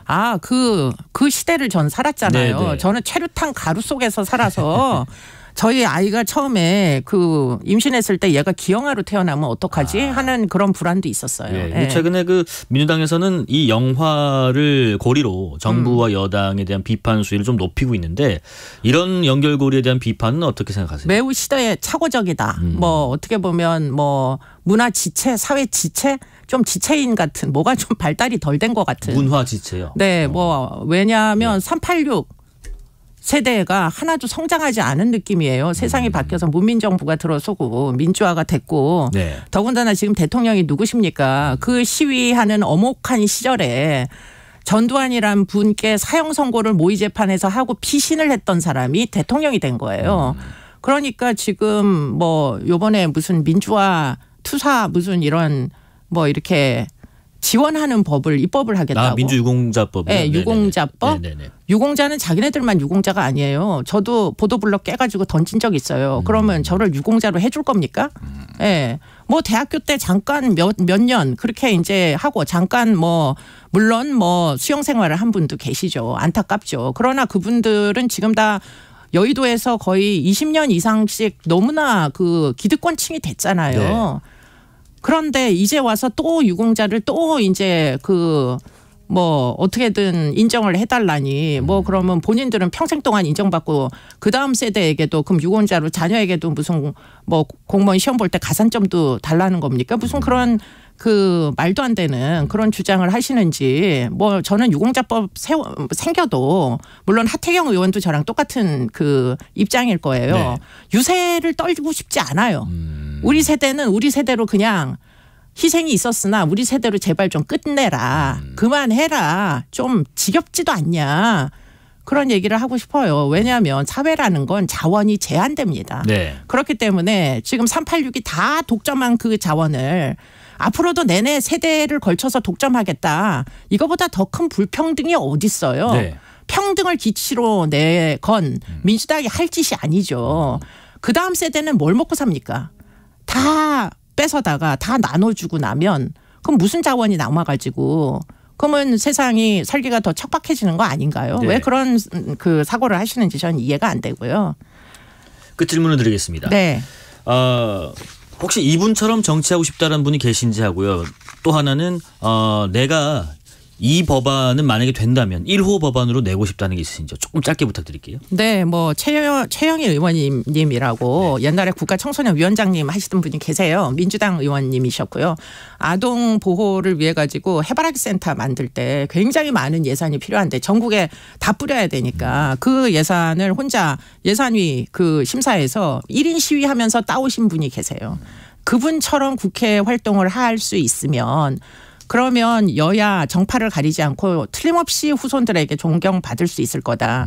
그런 생각을 하면서 저는 아까 말씀드린 대로 인신매매 방지법 꼭 들여다보고 아이들이 절대 사고 팔리지 않게 만들고 싶습니다. 네. 네. 정치 신인 이수정, 입법 전문가가 될 이수정의 모습을 한번 기대하면서 앞으로 행보도 저희가 주목해 보겠습니다. 국민의힘 인재 영입 1호 이수정 경기대 범죄심리학과 교수와 말씀 나누었습니다. 고맙습니다. 고맙습니다. 실시간 교통정보 알아보겠습니다. 교통정보센터 정현정 리포터 나와주세요. 네, 추웠던 주말이 지나고 월요일 퇴근길인데요. 본격 겨울 날씨가 되면서 퇴근길도 역시 매우 춥습니다. 나오실 때 따뜻한 옷차림 필요하겠고요. 도로도 아직 미끄러운 곳이 많아서 곳곳으로 돌발 구간 많은데요. 경부고속도로 서울 쪽으로 죽전휴게소에서 서울요금소 사이 5차로는 작업을 하고 있습니다. 신갈분기점에서부터 정체고요. 판교에서 판교분기점, 양재 부근에서 반포까지 밀리고 있습니다. 서해안고속도로 서울 방향은 팔탄분기점에서 정체 심하고요. 매송휴게소에서 팔곡터널까지 제속도 못 냅니다. 광명역에서 금천 역시 정체가 심합니다. 다음 서울 시내 상황인데요. 내부순환도로 성산 쪽입니다. 홍은에서 홍제 사이 2차로는 추돌 사고 있어서 처리하고 있습니다. 미리 다른 차로를 변경하시고요. 강변북로 구리 쪽으로 천호대교에서 구리시계 사이 1차로는 추돌 사고 있어서 처리하고 있습니다. 반대 일산 쪽으로는 반포대교에서 동작대교 사이 1차로에 사고 있으니까요. 주의해서 지나시기 바랍니다. KBS 교통정보센터에서 정현정입니다. 콜린 베일리 레어 풋의 Your Record On 듣고 이어가겠습니다.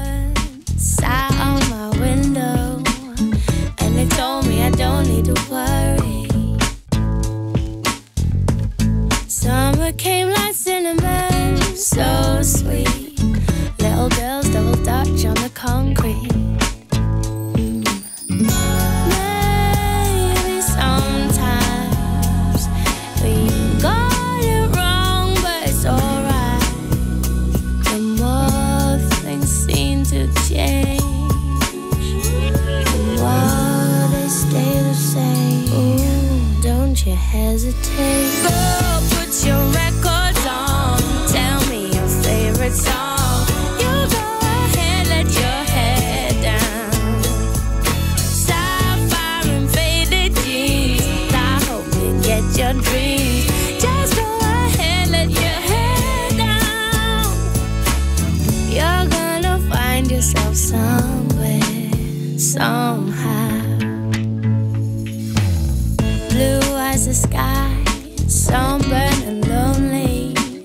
sipping tea in a bar by the roadside. Just relax, just relax. Don't you let those other boys fool you. Gotta love that Afro hairdo. Maybe sometimes we feel afraid, but it's alright. The more you stay the same, the more they seem to change. Don't you think it's strange? Girl, put your records on. Tell me your favorite song. You go ahead, let your hair down. Sapphire and faded jeans. I hope you get your dreams. Just go ahead, let your hair down. You're gonna find yourself somewhere, somehow. Trust more than I could take. Pity for pity's sake. Some nights kept me awake.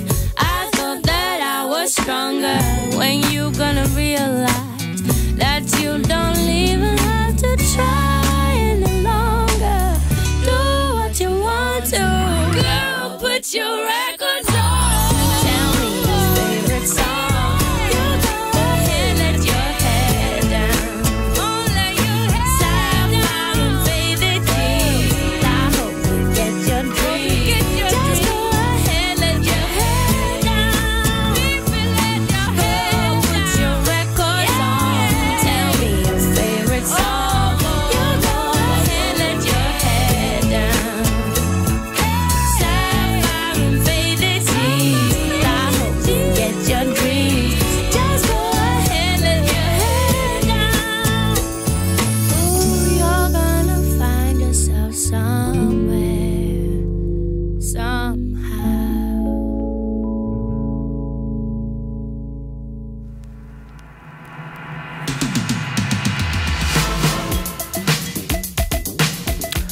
콜린 베일의 Put Your Records On 들었습니다. 높은 물가와 싸우기 위해 기준금리를 올려왔던 미국 연방준비제도가 내년 금리 인하를 시작하겠다는 방침을 밝혔습니다.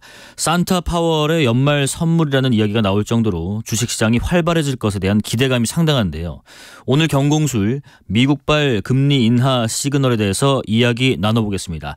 김광석 한양대 겸임교수 전화로 연결되어 있습니다. 교수님 나오 계시죠? 네, 안녕하세요. 네, 안녕하세요. 지금 제롬 파월 미 연준 의장이 지난 13일에 이렇게 말을 했습니다. 이번 긴축 사이클에서 기준금리가 고점에 도달했거나 그 부근에 도달할 것으로 보인다. 오늘 회의에서 금리 인하에 대한 논의를 시작했다라고 했는데요. 교수님, 이런 반응을 보면 앞으로 기준금리를 내리는 것은 확실하다, 확실시된다 이렇게 이해하면 되는 건가요?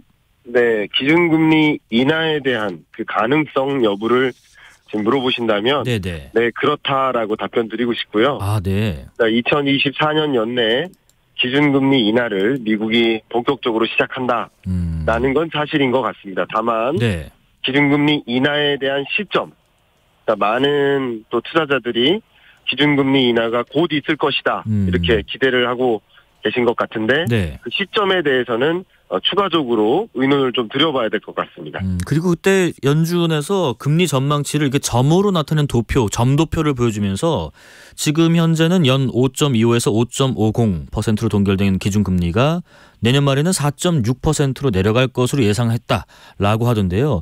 지난 9월 점도표에서 제시한 5.1%보다 4.6 많이 낮아졌는데 이유가 뭘지요? 네, 어쨌든 종전까지만 해도 물가가 잘 안 잡힐 것이다. 예를 들어서 전쟁이라든가 지난 9월 점도표와 비교를 했을 때 중동 불안 사태, 국제 유가 급등 우려, 또 대규모 파업이 전개되면서 인건비 상승 우려 여러 가지 이 물가가 빨리 안 잡힐 것이다라는 우려가 좀 많았었기 때문에 고금리의 장기화를 좀 전망했었죠. 그 동안에는. 근데 그 이후에 국제 유가가 추가적으로 안정화되는 흐름이고요. 그런 것들은 또 글로벌 인플레 압력이 조금 잦아드는 흐름인 거고요. 또 한 가지 중국의 디플레이션 우려가 좀 점증되고 있습니다. 그러다 보니까 그러면은 물가가 종전에 생각했던 것보다 빨리 잡히겠구나. 이런 스탠스로 바꿨습니다. 결과적으로 물가 안정화에 대한 그 기점이 생각보다 빨리 찾아올 것이라는 그 기대감, 결국 금리를 그동안 강하게 인상해왔던 이유가 예. 이렇게 이례적인 고물가와 싸워서 빨리 물가 잡기 위해서 금리 인상을 단행했던 것처럼 빨리 생각보다 물가 안정세가 찾아온다면 그러면 금리 인하 시점도 빨리 찾아오는 것이다 라고 이제 스탠스를 바꾼 거라고 해석해 볼 수 있겠습니다. 지금 이분의 이입을 다들 경제 전문가들이 보고 있는 것 같아요. 파월 연준 의장이 이런 발언들 때문에 주요국 증시가 지금 상승하고 있고 그러다 보니까 뭐 산타 파월이다 이런 얘기가 나왔는데 네. 파월 의장의 발언 이후에 이제 시장 분위기도 실제로 훈풍인가요? 그렇죠. 예. 그동안에 금리를 강하게 인상하던 기간에 시장은 냉각됐었고요. 네. 시장은 이제 공포감을 가졌었던 거죠. 근데 이제 정확히 말씀드려보면 네. 아직 금리 인하 단행한 적 없죠. 그렇죠. 미 연준이 금리 인하 할 것이다라는 뭔가 시그널을 보여준 건 사실이지만 네네. 기준금리 인하를 단행한 적은 단 한 번도 없습니다. 그러니까 기준금리 인하가 이 주가의 상승으로 야기하는 것이 아니라 네. 기준금리에 대한 기대감. 결국 그 기대감은 대략 한 6개월 정도 선행해서 움직이거든요. 예. 그러니까 기준금리 인하의 시점으로부터 6개월 정도 선행해서 지금 이제 곧 금리 인하 있을 테니까 그러면 주식 보유 비중 늘려야 되겠어 하면서 돈의 이동이 있었던 것이다. 돈이 이제 은행에 있었던 것이 주식 시장, 이 시장으로 돈이 이동하는 것이다. 그런 과정에서 주가가 상승하는 것이다. 이렇게 해석하는 것이 도움이 될 것 같습니다. 그러면은 연말에 지금 크리스마스 연휴 앞두고 산타 랠리가 시작될 것이다 이런 기대감도 커지는데 6개월 선행에 대한 어떤 기대라면은 이게 네. 이렇게 가까이 빨리 오지는 않는 건가요? 어떻게 전망하시는지요? 네, 그 부분을 좀 답변 드리면 물론 시장에서는 현재 3월 중이면 금리 인하가 시작될 거야라고 금리 인하에 대한 시점을 굉장히 앞당겨서 좀 기대하고 있는 모습이에요. 네네. 그리고 그만큼 기대를 했기 때문에 미국 주식시장 같은 경우는 강한 흐름을 보였던 거라고 볼 수 있겠습니다. 네. 근데 23년 한 해 동안에도 계속 그게 반복됐는데 뭐냐면 금리 인상 끝났다. 그런 기대감을 갖고 주식시장의 비중을 늘렸다가 네. 근데 금리 인상 안 끝났네. 아직도 물가 더 올라가고만 있네. 이런 것들을 발표할 때마다 또 시장이 실망했었거든요. 기대와 실망, 또 기대와 실망. 결과적으로 이제 헛된 기대였던 것으로 해석을 해볼 수 있겠는데 지금도 실제 기준금리 인하는 24년 하반기에나 가능할 텐데 너무나 좀 강한 과도한 기대감이 몰린 것이다 이렇게 생각이 되고요. 그래서 만약에 금리 인하 시점은 아직 시기상조다. 금리 인하 시점은 3월이 아니라 더 뒤로 미뤄진다라는 것을 시장이 깨닫는 과정에서 추가적으로 깨닫는 과정에서 주가의 조정이 있을 수 있기 때문에 산타 랠리에 대해서 강한 기대감을 갖기보다는 다시 기준금리 인하 시점은 3월이 아니라 6월이래, 9월이래 이렇게 미뤄지면 미뤄질수록 다시 시장이 조정될 수는 있겠습니다. 그러나 현재로서는 어쨌든 기준금리 인하에 대한 기대감 그 정도가 더 강하게 작용하기 때문에 주식시장이 안 좋다고 볼 수는 없겠지만 실망할 때마다 또 일시적인 조정은 계속 거칠 수밖에 없겠다. 이렇게 저는 판단하고 있습니다. 비슷한 맥락에서요. 항상 인플레이션은 잡히지 않았다 이러면서 긴축기관에서는 되게 강경한 입장을 고수해왔던 게 파월 의장인데 이 통화 정책을 좀 완화하기로 한 배경은 뭘지요? 네, 완화하기로 한 배경 자체가 앞에 말씀드렸었던 것처럼 물가가 생각보다 빨리 잡히고 있다라는 것이죠. 그러니까 생각에는 지난 9월과 이번 12월을 비교해서 말씀드리면 9월 이후에는 중동 불안 문제도 굉장히 커지고 국제 유가도 그때까지만 해도 상승 기조였었어요. 근데 지금의 경우에는 생각보다 중국 경기가 굉장히 안 좋은 국면이어서 중국이 세계 원자재, 원유 수요를 거의 빨아들이듯이 이렇게 블랙홀처럼 역할을 하는데 그 중국 경제가 안 좋기 때문에 중국 경제가 다시 제자리로 돌아오지 못하고 있기 때문에 세계 원자재 수요가 줄어드는 국면이에요. 그 원자재 수요가 줄어드니까 원자재 가격이 떨어지는 모습이죠. 국제 유가도 역시 마찬가지. 그러니까 그런 것들이 반영된 생산자 물가나 수입 물가 미국 기준으로도 그런 것들이 떨어지는 국면이니까 계속 물가 안정세는 나타날 가능성이 높겠구나라고 스탠스, 물가에 대한 스탠스가 바뀌었기 때문에 금리 인상 혹은 인하에 대한 금리에 대한 스탠스도 바뀐 것이다. 이렇게 해석해 볼 수 있겠습니다. 근데 지금 뉴욕 연방준비은행 총재가요. 일부 위원이 금리 인하 전망에 대해서 이야기한 건 사실이지만 금리 인하는 논의 주제가 아니다. 그러면서 연준은 여전히 물가 목표 달성에 집중하고 있다. 이렇게 말하기도 했는데 약간 파월 의장 발언과 결이 다른가요? 네. 물론 그 연준 위원들마다 주로 이제 그 상주하고 있는 연방준비은행이 위치한 지역마다 경제 여건이 다르지 않겠습니까? 네네. 그러니까 주로 그 해당 연방준비은행이 관할하는 지역의 경제에 그런 부분을 더 집중해서 들여다볼 가능성은 높아요. 그렇기 때문에 이 위원들이 다양한 의견을 가지고 있고 그러면은 특히 어떤 위원 같은 경우는 금리 인하는 있을 수 없다라고 보는 위원도 있습니다. 예를 들면 그 점도표를 보면 그 점을 찍은 그 많은 위원들이 한 점에 몰려 있지 않아요. 다 이렇게 퍼져 있어요. 분포가 있군요. 그렇죠. 분포가 되어 있어요.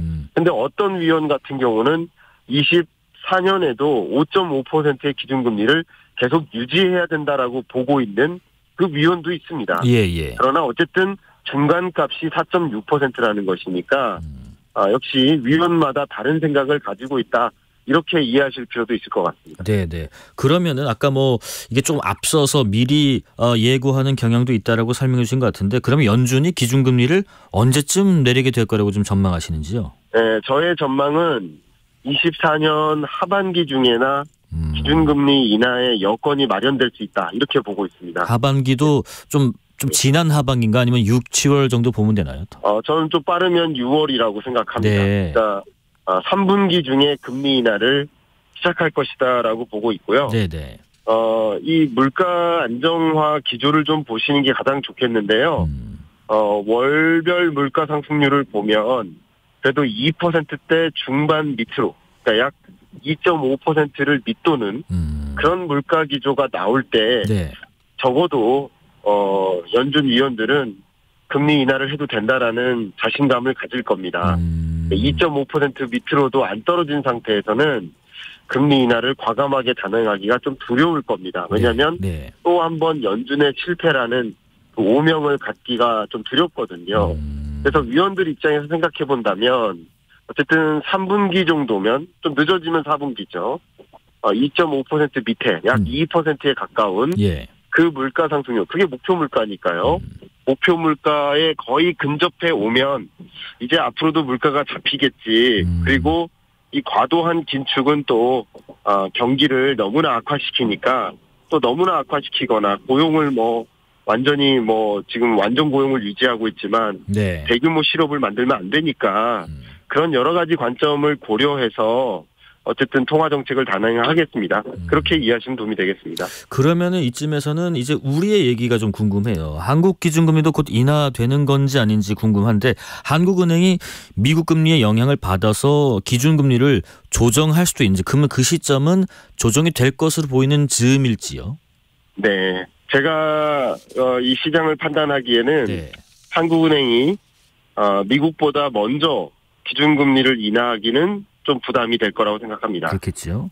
이유는 한미 간의 기준금리 격차가 2%포인트로 역사상 최대치로 이렇게 벌어져 있는 상태인데요. 근데 지금까지 2%포인트로 벌어지도록 한국은행이 유도했다기보다는 미국이 그렇게 금리 인상하는 것을 용인하는, 바라만 보는 그런 입장이었던 거라고 해석할 수 있겠어요. 그런데 지금부터 만약에 한국이 먼저 금리를 인하하면 그러면 기준금리 격차는 더 벌어지고 그리고 지금부터 2%포인트 이상으로 한국이 주도적으로 금리를 인하해서 그렇게 금리 격차를 벌린다라고 한다면 외국인 투자자라든가 이 투자자들 입장에서 기관 투자자 마찬가지 그것을 굉장히 부정적인 시그널로 보고 외국인 자금이 급격히 유출될 수도 있습니다. 그러니까 그런 것들을 모험하고 싶지 않기 때문에 미국이 확실히 금리 인하한다라는 그 시그널이나 인하의 조치 이후에 금리 인하 여부를 결정할 수 있겠다 이렇게 생각합니다. 지금 그 금융위원장도 오늘 얘기도 하긴 했지만은 금융당국에서 부동산 PF 대출 부실 상황에 대해서 지금 우려하면서 한계 기업 구조 조정에 나서겠다, 뭐 적극 대응하려고 하고 있는데 이건 지금 어느 정도로 심각한 상황인지요? 부동산 PF 부실은 우리 한국 경제의 가장 약한 고리라고 저는 생각을 합니다. 네. 많은 분들이 이제 가계부채에 대해서도 우려하시고 또 기업부채에 대해서도 우려하시는데 국내외 주요 기관들은 가계부채보다도 기업부채 문제가 더 심각한 약한 고리라고 생각하고요. 또 기업부채 중에서도 부동산 PF 금융부실 이 부분이 가장 약한 고리라고 생각하고요. 네. 상업용 부동산뿐만 아니라 주거용 부동산도 이 미분양 주택 그리고 미분양 상가, 상업용 시설 이런 것들이 굉장히 많이 남아있기 때문에 결국 건설사들은 분양 후 돈을 갚을게요 하면서 빌린 돈, 그게 부동산 PF인데 갚을 능력이 상실된 거죠. 그렇기 때문에 부동산 PF 부실 문제가 연체율이나 대출 잔액으로 봐도 최고점을 계속 갱신하고 있는 모습이기 때문에 이것은 굉장히 부실한 상황이라고 볼 수 있고요. 그래서 23년 연내까지는 그래도 어떤 기업도 터지지 않도록 계속 만기 연장을 한다든가 금융 지원을 한다든가 이런 방식으로 좀 이어갔어요. 근데 이게 계속 그냥 만기 연장만 해주다가 본질적인 문제를 해결하지 못하는 상황에서는 한 번에 터질 수 있거든요. 한 번에 터지면 그게 금융위기가 됩니다. 수많은 건설사들이 만약에 금융사에게 돈을 갚지 못하는 상황이 내려지면 자연스럽게 이것은 한 방에 터지는 것이고 그러면 IMF 외환위기 때보다 더 심각한 상황에 놓일 수 있습니다. 그때 정부는 그것을 주지하고 있기 때문에 결국 가장 부실한 그런 건설사부터 추가적인 지원이 끊기는 순간 쓰러질 수 있는 기업, 그런 기업을 우리는 흔히 좀비 기업이라고 표현하는데 그런 기업부터 추가적인 지원 없이는 쓰러질 것이다. 그리고 추가적으로 지원해봐도 사업성이 안 난다 하는 그런 영역에 대해서, 그런 기업에 대해서 실질적인 구조조정이 일어날 수 있도록 하나 둘 천천히 그런 구조조정을 단행하는 그런 방식으로 유도할 것이라고 보여지고 부실한 기업이 아닌 뭐 사업성이 있다고 평가된다든가 그런 건설사에 한해서는 추가적인 지원이나 만기 연장 조치를 통해서 부동산 시장이 좀 개선될 시점까지 기다릴 수 있도록 시장 완화적인 재정 정책을 펼칠 거라고 생각합니다. 짧은 질문 좀 드려볼게요. 짧게 답변을 가능할지 모르겠는데 미국과의 기준금리 차만 지금 고려할 수 있는 게 아닌 것 같아요. 한국은행에서는 경기회복세가 지금 뚜렷하지 않은 상황에서 기준금리 올릴 수도 없고 그렇다고 불어나는 가계 부채 등등을 금리차를 고려하면 또 내릴 수도 없고 어떻게 해야 한다고 보십니까? 네, 이 가계부채 질문을 주셨는데요. 가계부채 문제만 고려하더라도 가계부채의 규모만 고려하면 금리를 인상해서 규모를 줄이기 위한 노력을 해야 될 것이고요. 상환 능력, 상환 부실 이 문제를 고려, 연체율이죠. 이런 걸 고려한다면 금리를 추가적으로 인상할 수가 없는 입장인 거죠. 그래서 당분간은 이 3.5%의 기준금리를 한동안 유지하는 그런 정책을 단행할 것이라고 보여지고 미국의 금리나 조치가 단행될 때 함께 비슷한 스탠스의 정책을 단행할 것이라고 생각합니다. 김광석 한양대 겸임교수였습니다. 고맙습니다. 감사합니다. 자, 마지막 노래 겨울왕국의 OST For the First Time in Forever 들으면서 인사드리겠습니다. 특집 KBS 1라디오 저녁 KBS 김용준이었습니다. 고맙습니다.